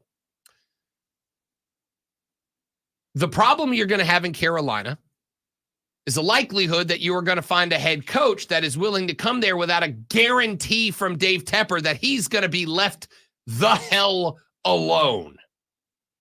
Ezra Evero has more upfront experience with that than anybody else. If he indeed was on a coaching staff so splintered by Dave Tepper that there were niche groups, there were cliques running around and snitching on each other to Scott Fitterer, I wouldn't want to be a part of that either. That is what we in the business like to call a toxic work environment. Nobody wants that. Raheem Morris, if he is interested in taking that job, I think is the type of dude that goes head to wall. If Raheem Morris takes the job, I think that I will force myself into the belief that a guy like Raheem Morris does not take that job without that guarantee that Tepper is going to, again, get the hell out of the way.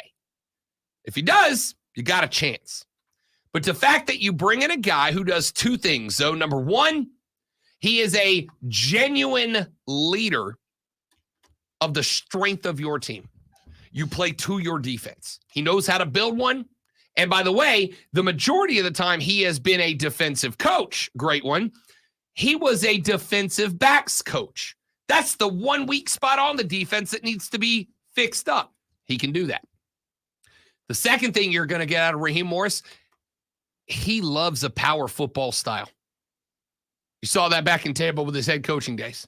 Raheem is a power run guy. Lonzo, you more than anybody else in the Carolinas asked what of the Carolina offense this year? Why don't you run the ball? Run the damn ball. And as much as I think BY is going to be a dude, can be a dude, will be a dude, I think he can be helped in the process of becoming a dude by running the ball. I think Raheem's that kind of guy. I genuinely think that this is a good interview. I genuinely think that this is a good opportunity. I think Raheem's a good fit. I think, frankly, Ezra Evero would be my guy. I just don't think he takes the job. Texter said, Carolina coaching wish list. Number 1, Slovic or Johnson. Number 2, Harbaugh, Evero. That's it. That's the list. Maybe Ryan Day if Ohio State does something dumb, LOL. Well, we're on the same boat there. But that being said. Yeah, I don't think if that was going to happen, it would have already happened. I agree. Oh, you're not firing Ryan Day. Plus, have you seen who's coming to Ohio State next year? Everybody that was good in there with the exception of Marvin Harrison Jr. I would like to thank Nick. Luka's coming back. I would like to thank Nick Saban for that because I think he helped that. But yeah, everybody. By the way, you've got pretty much everybody coming back that made y'all this year, with the exception of Marvin Harrison Jr. You hit on a 5-star at wide receiver. That team's going to be good. By the way, one thing that Ohio State has done right for like a decade now is receiver. So I'm not worried about that. Quite a few of them in the NFL right now, even some playing for your team. So I'm not worried about that. Got a bunch of Buckeyes up in. But if I was going to go number 1 choice for the Carolina Panthers, this is going to shock people, maybe not. I think it's Jim Harbaugh. I think he's the number 1 choice. He is the guy who I think could whip things into shape. I agree. And I could root for him in the Panthers. And then there's this other thing that he wouldn't be at Michigan. But there's that too. My question mark here would be if I let you have anybody, you can have anybody you want. If I'm going to give you anybody you want, my question mark is, are you going with an offensive or a defensive head coach?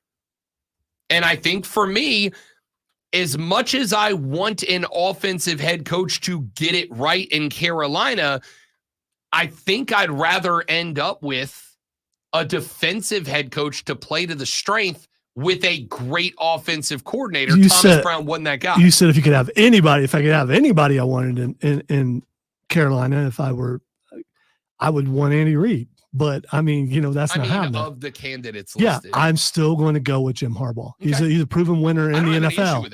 Out of all those guys, other than Belichick, he's a proven winner in the NFL. Yeah, what do you go with? Four trips to the playoffs? You had the 49ers in the Super Bowl. One NFC title, one Super Bowl appearance. And the only guy that was able to beat Harbaugh was the other Harbaugh. Yeah, I don't have any issue with that at all. Like, at all. Let's see here. Joey B said, better quarterback, better running back, much better receivers. He said Harbaugh interview with the Chargers, which is an objectively much better job. I agree entirely. Oh, for sure, it's a better job. Entirely. It doesn't mean that that's the job he's going to get, though. Better quarterback, better running back, much better receivers. Oh, and BT Dubs, you're in LA. You're saying Justin Herbert's better than Bryce Young? Are you Today, okay? Yes. Are you all right? Today, yes. Do I think he will be long-term? To be concluded. I don't know. I don't know is the answer. I mean, on one hand, I think Justin Herbert's a good quarterback. On the other hand, the Chargers.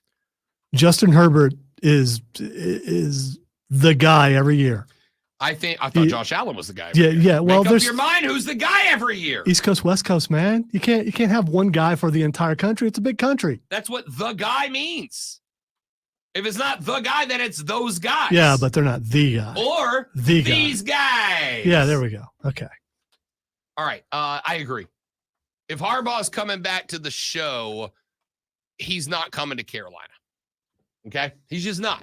And I think that's where that discussion has to start. If he comes to the show, he's not coming to the Panthers. So are the Panthers, is that the last job that gets filled? You are the worst job available. Is it the last job that gets filled? Yes. Or does Tepper just go ahead and reach and just grab somebody? Unless Tepper does one of two things. Number one, well, there's three things he can do. The best possible outcome is Tepper signs a guarantee to whoever his guy is that says, I will not interfere with football operations. I do solemnly swear that I will not. Yeah. Unless he signs a paper that says, I will not interact with you on a football day-to-day operations basis, in which case maybe you get a guy. Number two, he doesn't sign that slip of paper, but he signs a paycheck with like 19 zeros to a guy, right? There's a lot of us that would be willing to do a job that we hate in return for a large salary increase. Or option number 3 is he gets experimental quickly, right? He doesn't wait around for Harbaugh or Morris or Johnson or Slovic or any of these other cats. He just gets a guy and goes, let's experiment. Let's get weird. Let's get wild. Let's see what happens, which a lot of Carolina fans are not going to love. We'll see if that matters. But he's got to do one of those 3 things.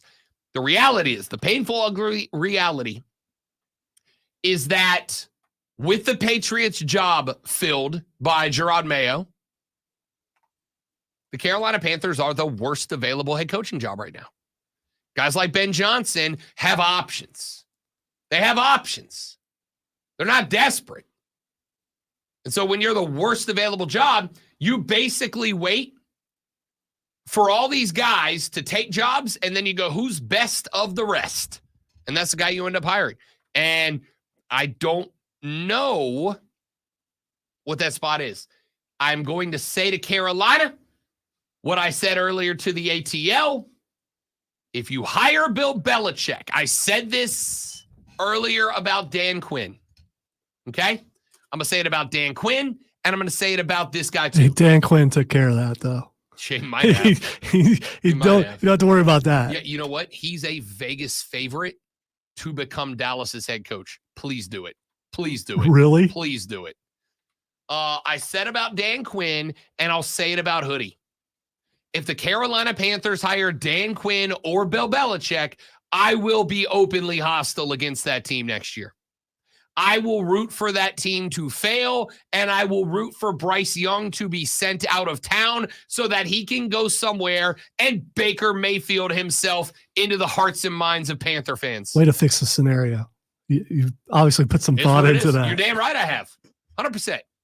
If Dan Quinn or the Hoodie are in Charlotte next year, I will be openly hostile to this football team. What if one or the other come there and win 10 games? I will be stunned, shocked, mind blown. Because one is a dinosaur and the other has already proven himself to be an inept head coach. I would be equally as shocked because Bryce Young would still be there. See, that would be the problem, is they would bring in Hoodie, the team would suck, and I'd have to put up with another year of Lonzo going, it's Bryce Young's fault. By the way, I just want to point out again, the Panthers are my favorite team in the NFC. I want them to do well. Whatever coach they bring there, I want them to bring Harbaugh there. I mean, whatever coach they bring, I would like them to bring a coach that would win. I mean, back in the Richardson days, they had some coaches that could win. They went to the Super Bowl a couple times. Just saying. All right. James said, give it a day and the Eagles job becomes available too. Dude, you know what? I thought about this last night. You asked about Mike McCarthy a little while ago. Is it really going to make it through the day? But yeah. Here's the thing. I kind of feel like I'm really conflicted about Nick Sirianni because on one hand, I'm watching a video from last night where Dallas Goedert was like chewing out Jalen because Jalen was missing guys. But Jalen was under pressure last night. Like Tampa Bay was relentless with the pressure last night. Goddard apparently went over to Jalen Hurts on the sideline and was like giving him a piece of it to the point that Marcus Mariota had to walk over and like pull him away while the offensive coordinator sat between them, you know, while two of your superstars are getting after it like this, Lonzo, like tablet, everything's on the tablet. Nope, yeah. Don't hear anything else. I'm just listening to some Creed on the tablet. Yeah, wouldn't you be doing the same thing? Those are some big dudes. I mean, you know. I don't disagree, but like, here's the problem. When you are a person of authority, and maybe you should get up and use it, I suppose. Yeah. Remember how mad you were when Tep threw a whiskey sour to Fan at Fitty being in the corner doing nothing? I feel the same way about this guy. Or maybe you're going to be working somewhere else probably, next year, and you don't want to get that kind of reputation. Maybe that's it. So I would look at that and say, okay, on one hand, I don't think Sirianni's a bad coach. I think he just lost the team, right? I think he just lost the team. On the flip side, that's kind of the job of the coach is to not do that. I'm like, maybe Sirianni is just, maybe you demote him to offensive coordinator. He's not going to accept that. But maybe you demote him to OC, you bring in another dude and you go, you know who, actually, Holy crap. I just stumbled myself into something. Do you know Don't do it. who Nick Sirianni would be paired up with great as a head coach? Bill Belichick. That's what I said. Don't do it. Yeah. Hoodie and Nick Sirianni would be a deadly duo. So would you be willing to step aside if you're a head coach for the greatest No head coach is going to head coach of all time, just to step down and learn under that tree? Nope. That tree that's done so well outside of Belichick. Nope. Sarcasm. Nope. Nobody's going to do that. But I'll tell you right now, if Sirianni gets canned, then I'd be willing to hire Hoodie if Sirianni comes to be his OC. If Hoodie says, yeah, I'd bring him in to be OC, then I'm on to something. Then I'd be willing to do it. All right, we got to take a break. We're really late. My name is Rob Brown. The Great Malonzo's on the other side of the metaphorical glass. We're back after this on the Rob Brown Show in the Fan Upstate.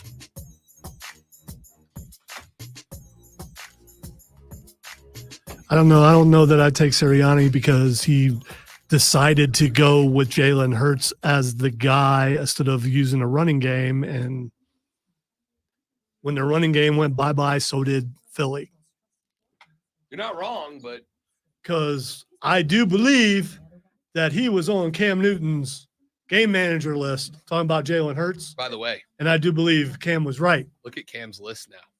Everybody he named has either been bumped or is about to. He said Dak's a game manager, bumped. He said Jalen's a game manager, bumped. My friends, the Dallas Cowboys have done it again. And look, I root for humanity, right? I want people to be successful. I do not want Mike McCarthy and Dak Prescott to be that of serious chokers. That's exactly what they are. Can you hear the PA announcer for the Cowboys?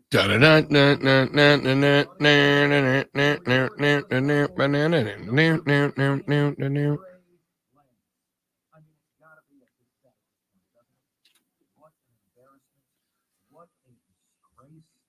17 have never beaten 13. How does that happen? What is the explanation? Some people just can't perform under pressure. What say you? Are Dak Prescott and Mike McCarthy cooks in Dallas? They're no longer America's team, right? I'm Mark Ryan.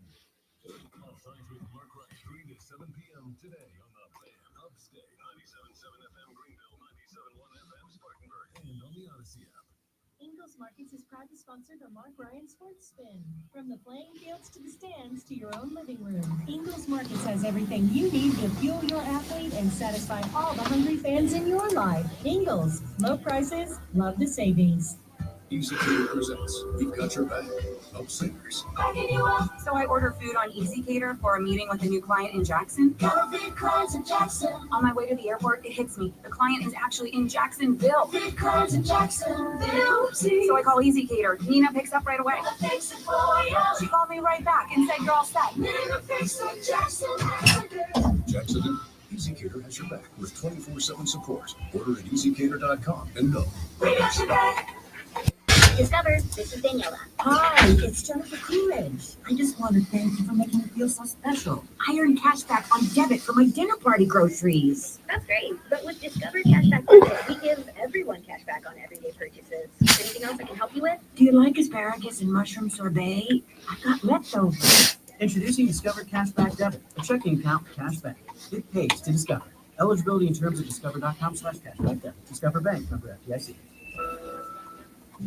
In this market, you'll find Fisher Investments is different than other money managers. Different how? Aren't we all just looking for the hottest stocks? Nope, we use diversified strategies to position our clients' portfolios for their long-term goals. You don't just provide cookie-cutter portfolios, No, we tailor our clients' portfolios to their goals and needs. but you still sell investments that generate high commissions for you, right? No, we don't sell commission-based products. We're a fiduciary, the highest standard of care for a financial advisor. It means we're obligated to act in our clients' best interests. So when do you make more money? Only when your clients make more money? Yep, we have one transparent management fee structure, so we do better when our clients do better. Sounds like you really look out for your clients. We do, because our priority is helping them achieve a comfortable retirement. That might be why most of our clients come from other money managers. Visit FisherInvestments.com to find out why investors like you switch to us. Fisher Investments, Clearly, different money management. Investments in securities involve the risk of loss. Welcome to Eagle's Table, a delicious destination with recipes galore. Need to whip up a dessert, entree, side dish? No problem. The experts from Eagle's Table take you through it step by step with expert tips and advice along the way. Find the Eagle's Table at eagle-markets.com or swing by the store and pick up your free copy of the Eagle's Table magazine. And let's get cooking. I haven't watched Raw yet, but the graphic keeps jumping on my feed of the Judgment Day. You see it? Yeah. That is so good. Finn said, "Our truth is growing on him." And I was like, yes. Just remember, Lonzo, live, laugh, and love. Is the best.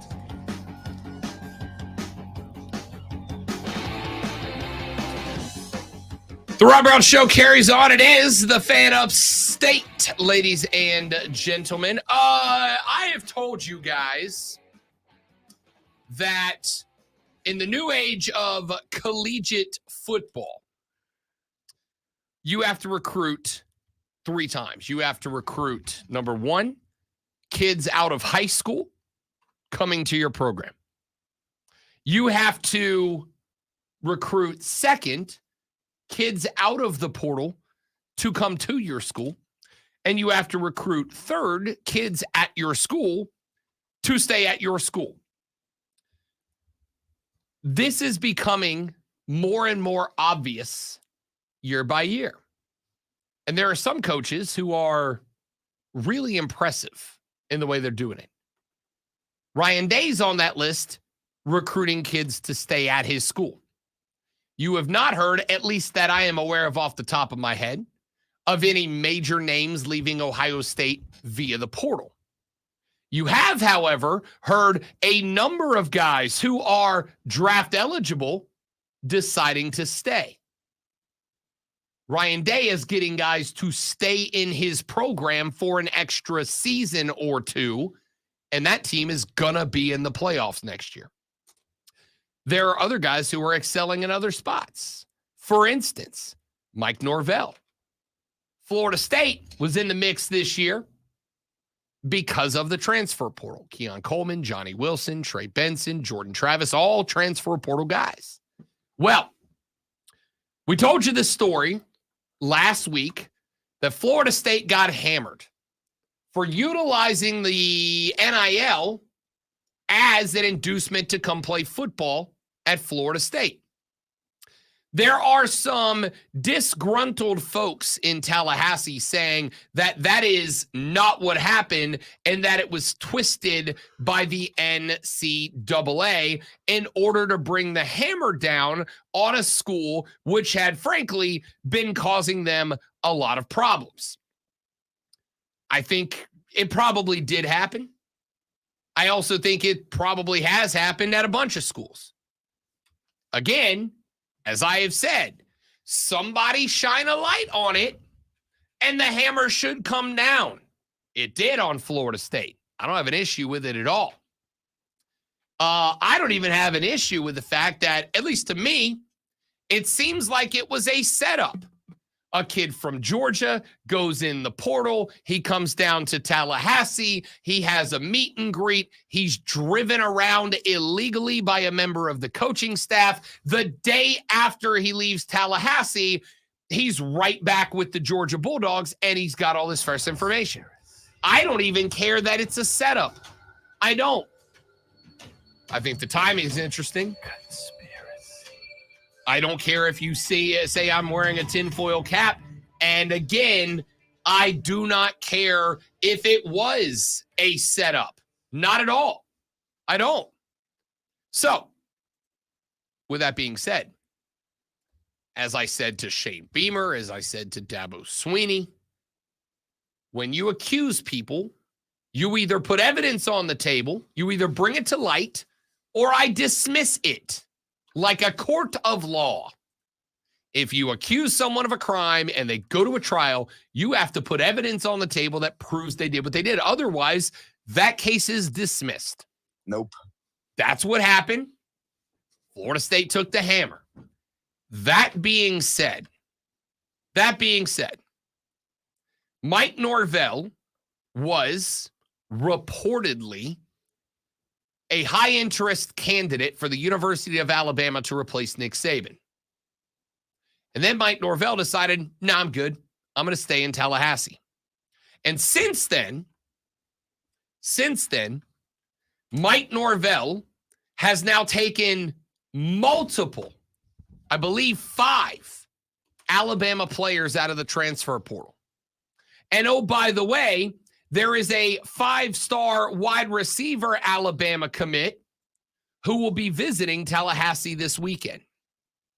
And the thoughts right now, after they picked up former 5-star linebacker Sean Murphy out of the portal to commit to Tallahassee, now there is a 5-star wide receiver that was an Alabama commit, decommitted after Saban left, and now apparently is looking at Florida State as his number 1 target. If you want to stay on top of the game, you're going to have to recruit the portal. Mike Norvell's doing that.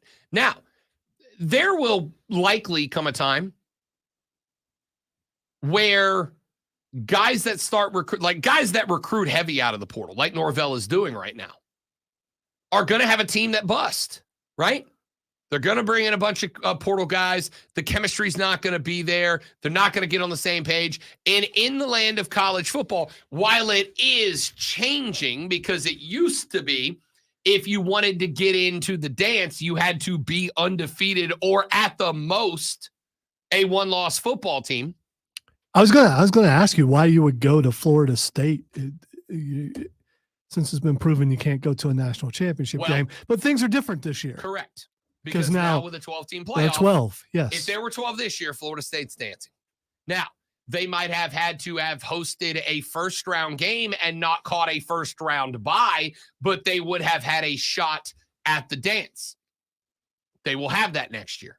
Pretty much every Power 5 team has all right. that. They'll have that if they win. Yeah. If they win, yeah, sure. Yeah. Sure. So, because of that, and with all of that in the discussion, I am interested in seeing what Florida State looks like next year. They picked up a linebacker. They picked up a running back. They picked up an offensive lineman. All guys that were 4 or more star recruits that went to Bama to play for Saban, and now they're not there anymore. They're all in Tallahassee. So I find this kind of interesting because I think we're about to get a very unique case study. There's a lot of folks that have said now that Florida State had their shot. It didn't work. They lost all this talent. Jordan Travis, Jaheim Bell, Trey Benson, all going to the show. They can't come back. And now all of the sudden, Florida State's picking up transfer portal guys that were like names elsewhere. They were like big names. And they're picking them up en masse. If Mike Norvell ends up running it back next year, if Mike Norvell ends up back in the ACC title game at 12-0 next year, I think you're going to see the landscape of college football change that much more. You are going to see a lot of guys who were reluctant to use the portal, and I'm looking at Dabo in this case, start to realize we don't have a choice anymore. We don't have a choice. The Knowles recruiting class is going to be a top 10 class in February when it finalizes. Probably closer to the bottom, like 10, 9, 10, somewhere in that range. But their portal class is likely going to be, if not the one of the 2 or 3 best portal classes in America. You combine those two things, and you're in a pretty good spot, I would think. So because of that, and with all of that, I would expect teams like Florida State, who are portal heavy, should Mike Norvell have more success next year, to start to pull the rest of college football in their direction. The portal becomes, I think, every bit as important of a recruiting tool as recruiting, I think you are going to have to get to a point where you are putting as much effort into getting guys out of the portal as you are out of high school. We'll see how it plays out. I'm intrigued. Saban leaves. A bunch of dudes start at least discussing going into the portal. And just like that, Florida State grabs 4, working on a 5th. James is saying that 5-star wide receiver is going to Auburn. It came down between Alabama and Auburn where he committed. Okay.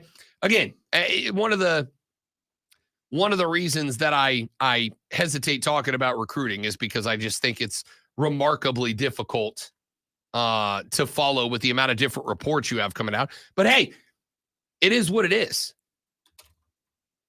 Norvell's picked up a handful of Bama guys within days of Nick Saban being gone.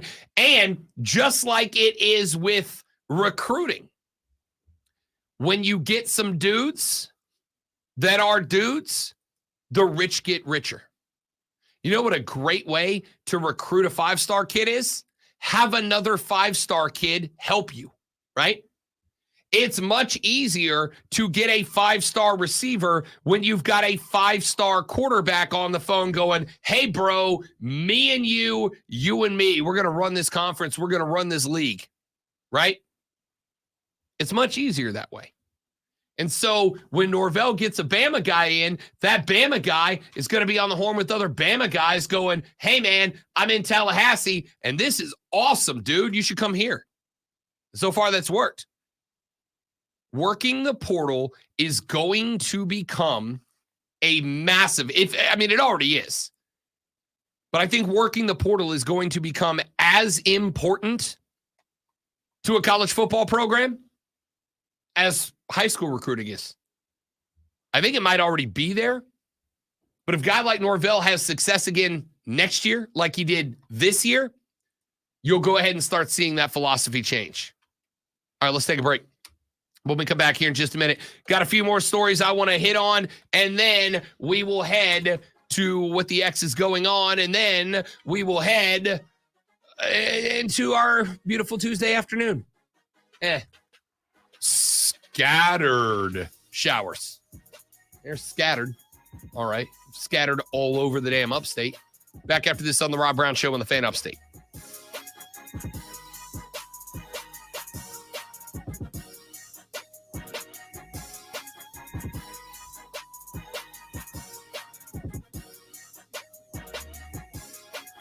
Ugh.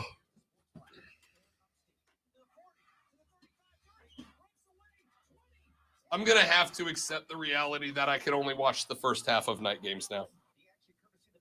Because staying up to watch the end of games is killing me. All right, so you know that thing when you're in the office and you're doing show prep and you have like wrestling on? Mm-hmm. You could just as easily have a football game on. I know. The problem is that's when I watch wrestling. Well, here's the thing.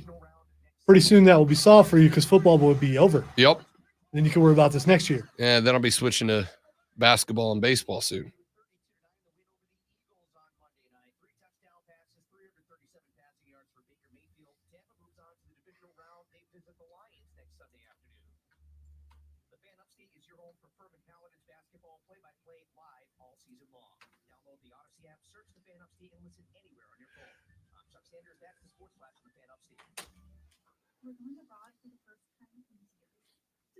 So usually I cannot be spoiled, even with looking at social media in the morning. Yep. This morning I was spoiled because I saw sad Kelsey.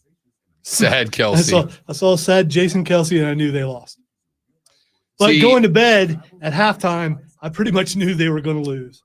It would have took a miracle for them and them suddenly remembering how to play football. One of the problems that I'm going to have, I think, is I have two options. I can either turn off all the push alerts from agencies to my phone, in which case there's a lot of news stories that hit me during the day via push alerts that I end up putting in the show. Or I can leave them on, be spoiled when I wake up, and just recognize that I'm going to lose the excitement of watching a great game. You don't have to look at those alerts. I do, because most of them are stories that I need to know about. Like, I can't look at them as we're coming on the air because there's stuff I need to put stuff together for show topics.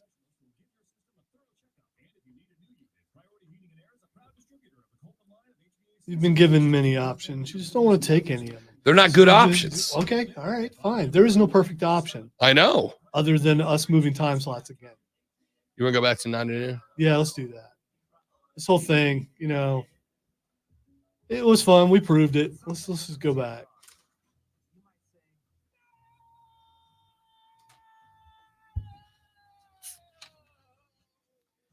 We'll see what it's like during the summer. Well, at least for me, I don't have to stay up and watch anything. So unless it's required for show that I watch baseball.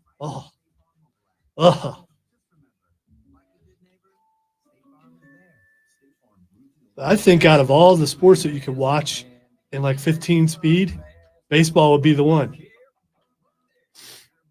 Yep, that was a hit. Yep, that was a hit. Oh, you can't see how pitches are shaped in full speed. Yeah, okay, whatever.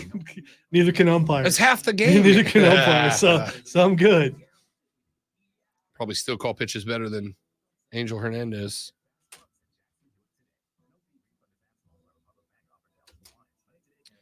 I think I'm going to put bets on Clemson and South Carolina today in basketball.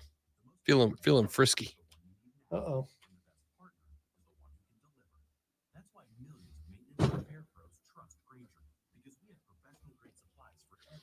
He's not going to, James. You don't even have to tell him that. He already said that.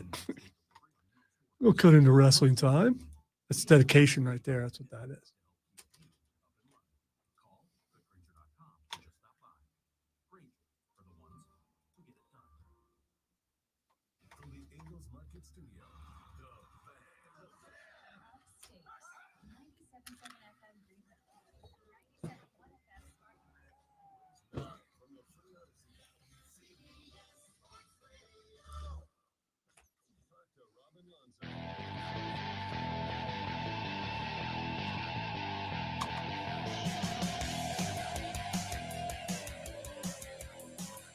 The Rob Brown Show carries on. It is the Fan Upstate. I am Rob Brown, the great one Lonzo. On the other side of the metaphorical glass, let's take a look at our early odds for the NFL's divisional round of the playoffs as they stand right now, great one. We'll take a look at the NFC to begin. We have two games that are at or hovering around a 10-point spread. The Packers and the 49ers are one of them. San Francisco at the crib, -10 on the line right now. They are a -500 money line team. If you think Green Bay can go on the road and shock the world, they're +375 on the money line. I'm intrigued to see how this game turns out because on one hand, I think this is week 12, week 11. I'm picking San Francisco, and honestly, I'm picking San Francisco, and I'm laying the points. But how many times have we seen a great offense predicated on timing and rhythm and precision and the execution of complicated schemes who sit out a week, or if they locked in their spot early as the Niners did, sat out multiple weeks because they didn't really run their top flight guys in week 18. It takes them a while to get going. And what do you know? All of a sudden, they find themselves in a surprising 10-point hole to a team like Green Bay. Man, I don't know that I can lay the full 10 for San Francisco, but I'm not going to get mad at anybody who does. Except for on that offense, you've got two players that don't really need time to get going. They just get going, and that's Christian McCaffrey, and that's Debo. I mean, they come back from injury, boom. They just go. It's just, he needs to warm up. Those two guys don't need that. And if those two guys are there, and they're going to be, then Purdy's going to have a good game. And the defense is going to play well, even if the offense struggles a little bit in like the first quarter. It's hard to go against San Francisco. It's real hard to go against San Francisco right now. Even after watching what Green Bay was able to do this past week, I just no. It is real tough to go against San Francisco. I look at San Francisco, and I think you nailed it. I think you were spot on right there. You look at San Francisco, and I think what you're seeing is a football team that has not just an incredible number of tremendous athletes, because we talk run CMC, we talk Debo, we haven't even mentioned Brandon Ayuk, who should have been in the Pro Bowl with the numbers he has, right? We don't talk about some of the other guys that have stepped up when there's been injuries. George Kittle. I haven't mentioned George Kittle. Is a tight end. George Kittle may have supplanted Travis Kelce as the best pass-catching tight end in the NFL this year, and he's their fifth option. Kyle Juszczyk, inside of 5, is the closest thing we've had to Mike Allstott in a while, right? Nobody has that kind of fullback anymore except Juszczyk. And just as fun to watch, too. Yeah. Juwan Jennings is a dude. Ray McLeod is a speed machine. Elijah Mitchell, every time he's been asked to step in for CMC, has more than carried the standard. And oh, by the way, over on the defensive side of the ball, they got some guys named Bosa, Hargrave, Young, Greenlaw, Warner. I mean, they're good. And I just feel like, and it felt like this coming in, there's not a team in the NFC, with all due respect to the the Detroit Lions, there's just not an NFC team that can go position by position with them. And it's not like, out of 22 guys, the 49ers are better at, 10 or 12 or 13 spots. Like, they're better at probably 15 to 17 spots across the board. Like, Amon St. Rob Brown is one of the best receivers in the league. He ain't Debo. He's very good, but he ain't Debo. And after that, who are you going to match up with Ayuk and McLeod and Juwan Jennings and all these other guys? At the running back spot, Detroit has done as good of a job as anybody else at diversifying their run game around Gibbs and Montgomery. You putting either one of those guys in a class with CMC and Elijah Mitchell? No. I mean, you look at San Francisco and you wonder, how can they afford all that? Yeah, it's a spoil of riches, for sure. And the answer is, that's what happens when you draft real good and have a competent general manager, right?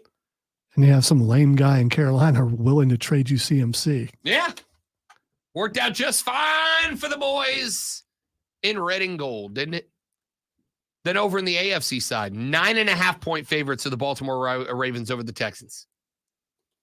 I mean, I got to tell you, I think they cover it. Do you believe in destiny, Rob? Do you believe in destiny? Do. Do you believe in when someone is projected to be the number 1 draft pick and bogus scores come out and all these stories about he's not smart enough to be an NFL quarterback, and then he comes out and he destroys, all those naysayers?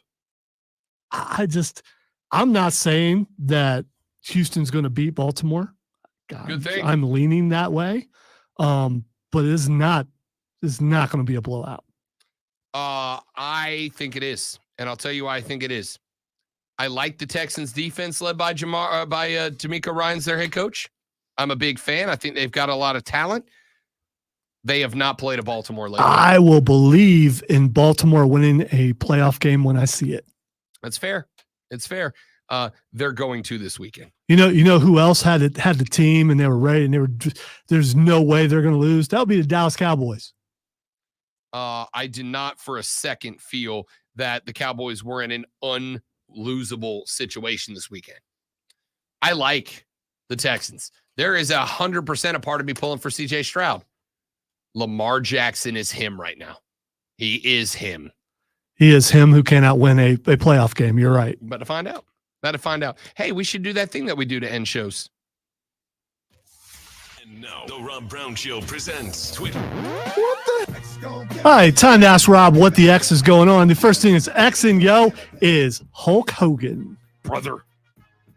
I You genuinely don't have know. no idea. No, you don't sure know. There was a major accident in front of him. A young girl flipped her car. Oh no! And Hulk Hogan saved her. Brother, he's tweeting about it. The crazy part about the teenager that flipped her car was that without a knife to puncture the airbags to get her out, a ballpoint pen came in really handy to pop the bags. All is well, even now. Amen. HH. So he didn't even have a knife. He took a pen. Hulk Hogan took a pen and popped the. I mean, only Hulk Hogan would have enough force to use a pen and pop those airbags. Having the worst day of your life. And Like they're- you get into a car wreck, your car flips over, you're laying there upside down, woozy, in and out of consciousness, and you're like, uh-oh, is this the end? And then you just hear, don't worry, brother. I got you, brother. I would assume that I was toast at that point. Not because I heard brother, but because I'm going, oh, my brain is scrambled. Clearly, my brain is scrambled because I think I hear Hulk Hogan right now, brother. Why does the devil sound like Hulk Hogan? All right, the next thing that's Xing is Deshaun Watson. Did you see the every time they showed him? He looks so sour, dude. The look on his Yeah, face. man. He looks so sour. And it's like, man, like nobody likes you, dude. Nobody likes you. What are we doing here? I don't know. Are the Browns in a better spot if he plays yesterday? Because the way he was playing before he got hurt, I can't say yes. Yeah, I can't either. Who was the guy after him before Flacco? Oh God, who was Dorian Thompson-Gray. Yeah, let's go with him. And then you had, who was the other guy? Didn't you have one more too? Yeah, I think so. There might have been. If you are one of those guys that bought the Tim Couch jersey and has been like just adding quarterback nameplates to the clue, you added 4 this year. That's Way to go. unbelievable. Yeah. Unbelievable. The Wikipedia page of Brown starting quarterbacks is, PJ Walker and Jeff Driscoll. Sorry, you added 5 this year. You were wrong, man. Come on. Way to go, Browns. That's it for us. Y'all have a great rest of your day. We'll be back tomorrow to do it all over again, but better. Don't drink and drive. I'll punch you in the face. For Lonzo, I'm Rob Brown. This is the Fan Upstate, brother. Yeah, brother. That's exactly why I said that, Joe. That's exactly why I said that.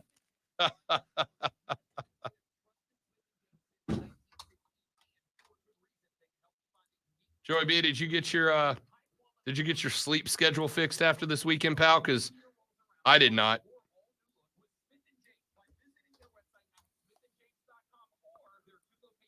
I'm just guessing he's more organized than you are, from what I've. Joey B's from actually what I've been able to tell. So he's probably good. Joey B is successful and organized, and I work in radio, so he ran in, gave the car a leg drop, and freed her. Probably Ripped his shirt off as he's looking at the fire. What you gonna do, brother? When the jaws of life run wild on you, brother. I'm going to say Hulk's inside of my top 3 impressions. I mean, I agree. You pull up, you're an ambulance, you're the cops, you pull up, and there's Hulk Hogan standing there. I mean, I did a reverse emergency tracheotomy, brother. The best part about the whole thing was if she had no idea who he was. Some large man. There probably is someone out there in the United States who doesn't know who Hulk Hogan is.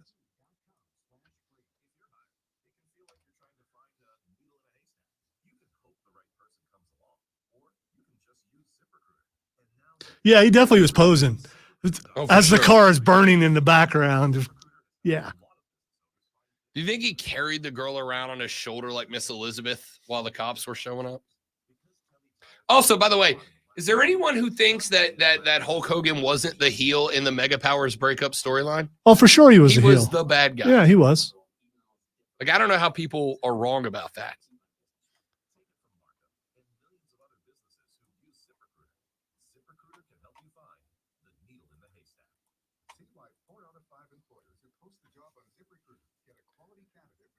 By the way, I forgot to mention Randy Macho Man Savage from Ohio. Oh no! So that I, really hurts my chances. So I got that. We need to. You know what? That's what we're you got Roman. Yeah. I got Macho Man. I mean, you know.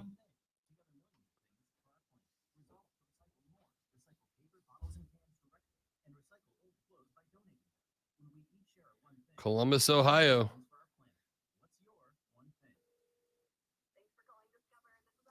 Lived in Zanesville, Ohio. Been to Zanesville. Where Randy attended Grover Cleveland Middle School. He graduated from Downers Grove North High School in the Chicago suburb of Downers Grove, Illinois. Well, there you go. Had a friend who had a Christmas tree farm in Zanesville. That's where I shot my first shotgun. So, yeah. As much as I hate it. Everyone remembers their first shotgun, right? As much as I hate it. You get Macho Man. I've got Hulk Hogan. So we've got the mega powers on opposing sides here.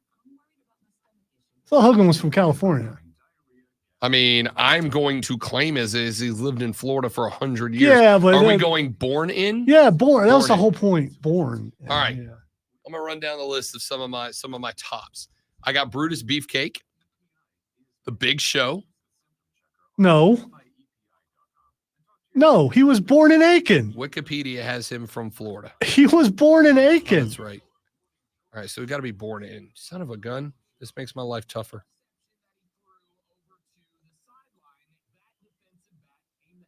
I was gonna say we talked to him live. So that's right. So all of the. So the Wikipedia page is not guys that were born in. It's guys who primarily live in. Oh, you're in trouble. I got Alicia Fox. She'll pin you upside down. And she's crazy. So yeah. I've got Gangrel. Ooh, in his prime. That's a strong one. If nothing else, I'm going to have the dopest entrance of anybody. That is very true. I've got Al Green. I'm just going to go with, I do have the gun club. I got the whole gun club. Yeah, I may just send the whole gun club after you. I got you beat. I do. There's only one place that can beat Ohio as far as wrestlers goes, and that's Canada. That's it. Maybe Georgia.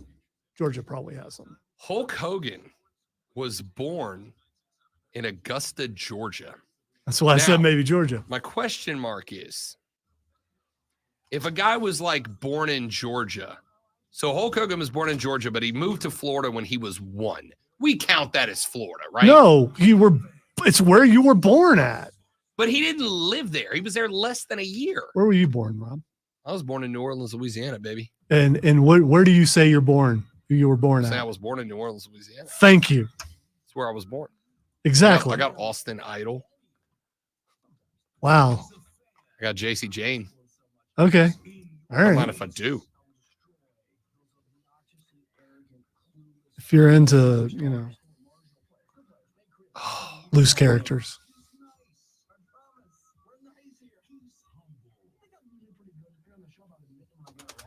What, you just worried you're going to lose? No, I'm very upset because I was really excited. I thought I was going to get The Rock.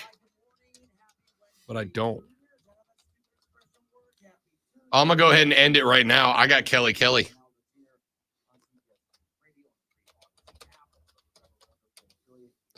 I didn't even look at female wrestlers. I just looked at male wrestlers. Oh, my job just got so much tougher because, why am I forgetting her name? Oh, I got Michelle McCool too. Yeah, I'm going to tell you, I think I'm winning the female wrestler list. No. Oh, she's blonde. She's short. She was with Bray Wyatt. Oh, we just narrowed it all right down. Blonde and short. No, with Bray Wyatt for a while, and I can't. I know her. Alexa Bliss. I couldn't think of her name. Alexa Bliss is from Ohio.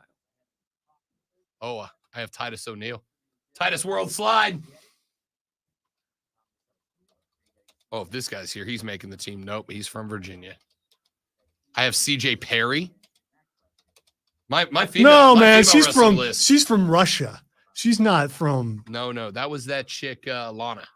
CJ Perry's from Florida. CJ Perry, I thought was born in another country. CJ Perry was born March 24th, 1985 in Gainesville, Florida. Okay. Oh man, that means so CJ Perry was born in UF territory, but she went to FSU. Also, CJ Perry and I are the same age. Clearly, I need to eat better. Okay, so I have Alexa Bliss. I've got Dana Brooke. Oh, you can have Dana Brooke. I've got Les Thatcher, Al Snow, Dolph Ziggler. I've got Red Velvet. Oh, come on. Okay, Roman was born in Pensacola, as were the Usos. So I'm sending like the majority of the bloodline at you. By the way, you bring the bloodline. I'm sending out Moxley and Macho. I mean, you bring the bloodline.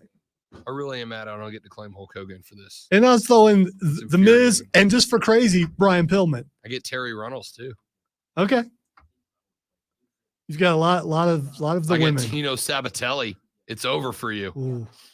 Man, I even know who that is. I get Sable.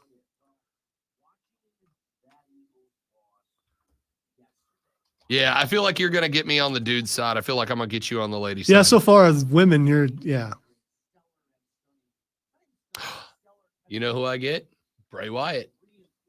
He's a Florida boy.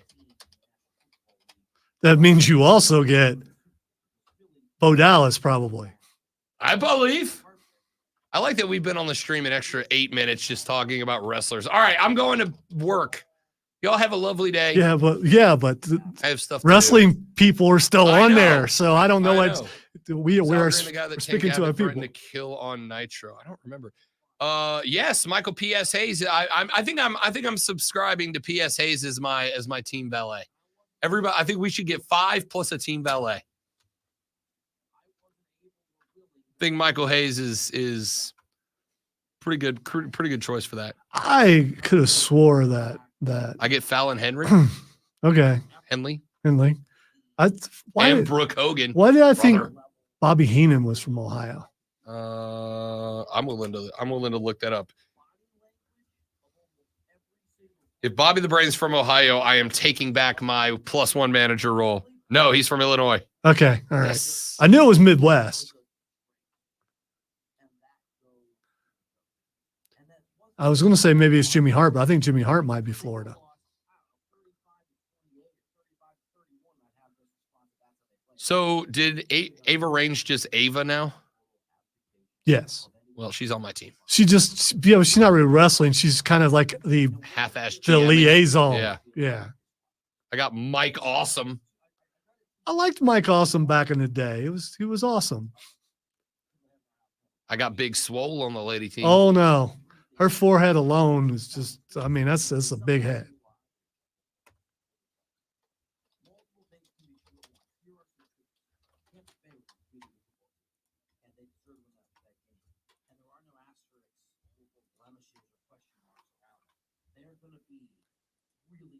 Titus O'Neil in the world slide. Great moment. Great moment. Way to capitalize on something that was very embarrassing and turn it into something positive. I mean, here's another guy. I should have Adam Cole, baby, but he was born in Pennsylvania and then moved to Florida as a kid. He even talks about I know Pittsburgh. Doesn't he live there? I do get Bo Dallas. Yeah. Exactly, James. Macho would take out a good number of his people. Macho fueled on cocaine would defeat a grizzly bear. But you also get Macho's brother, probably Lanny Poffo, Yep. the poet laureate. Yep. All right, we got to go. Have a great day, that everybody. might be You're all my valet. spectacular. Goodbye. He will lead my guys with poetry into the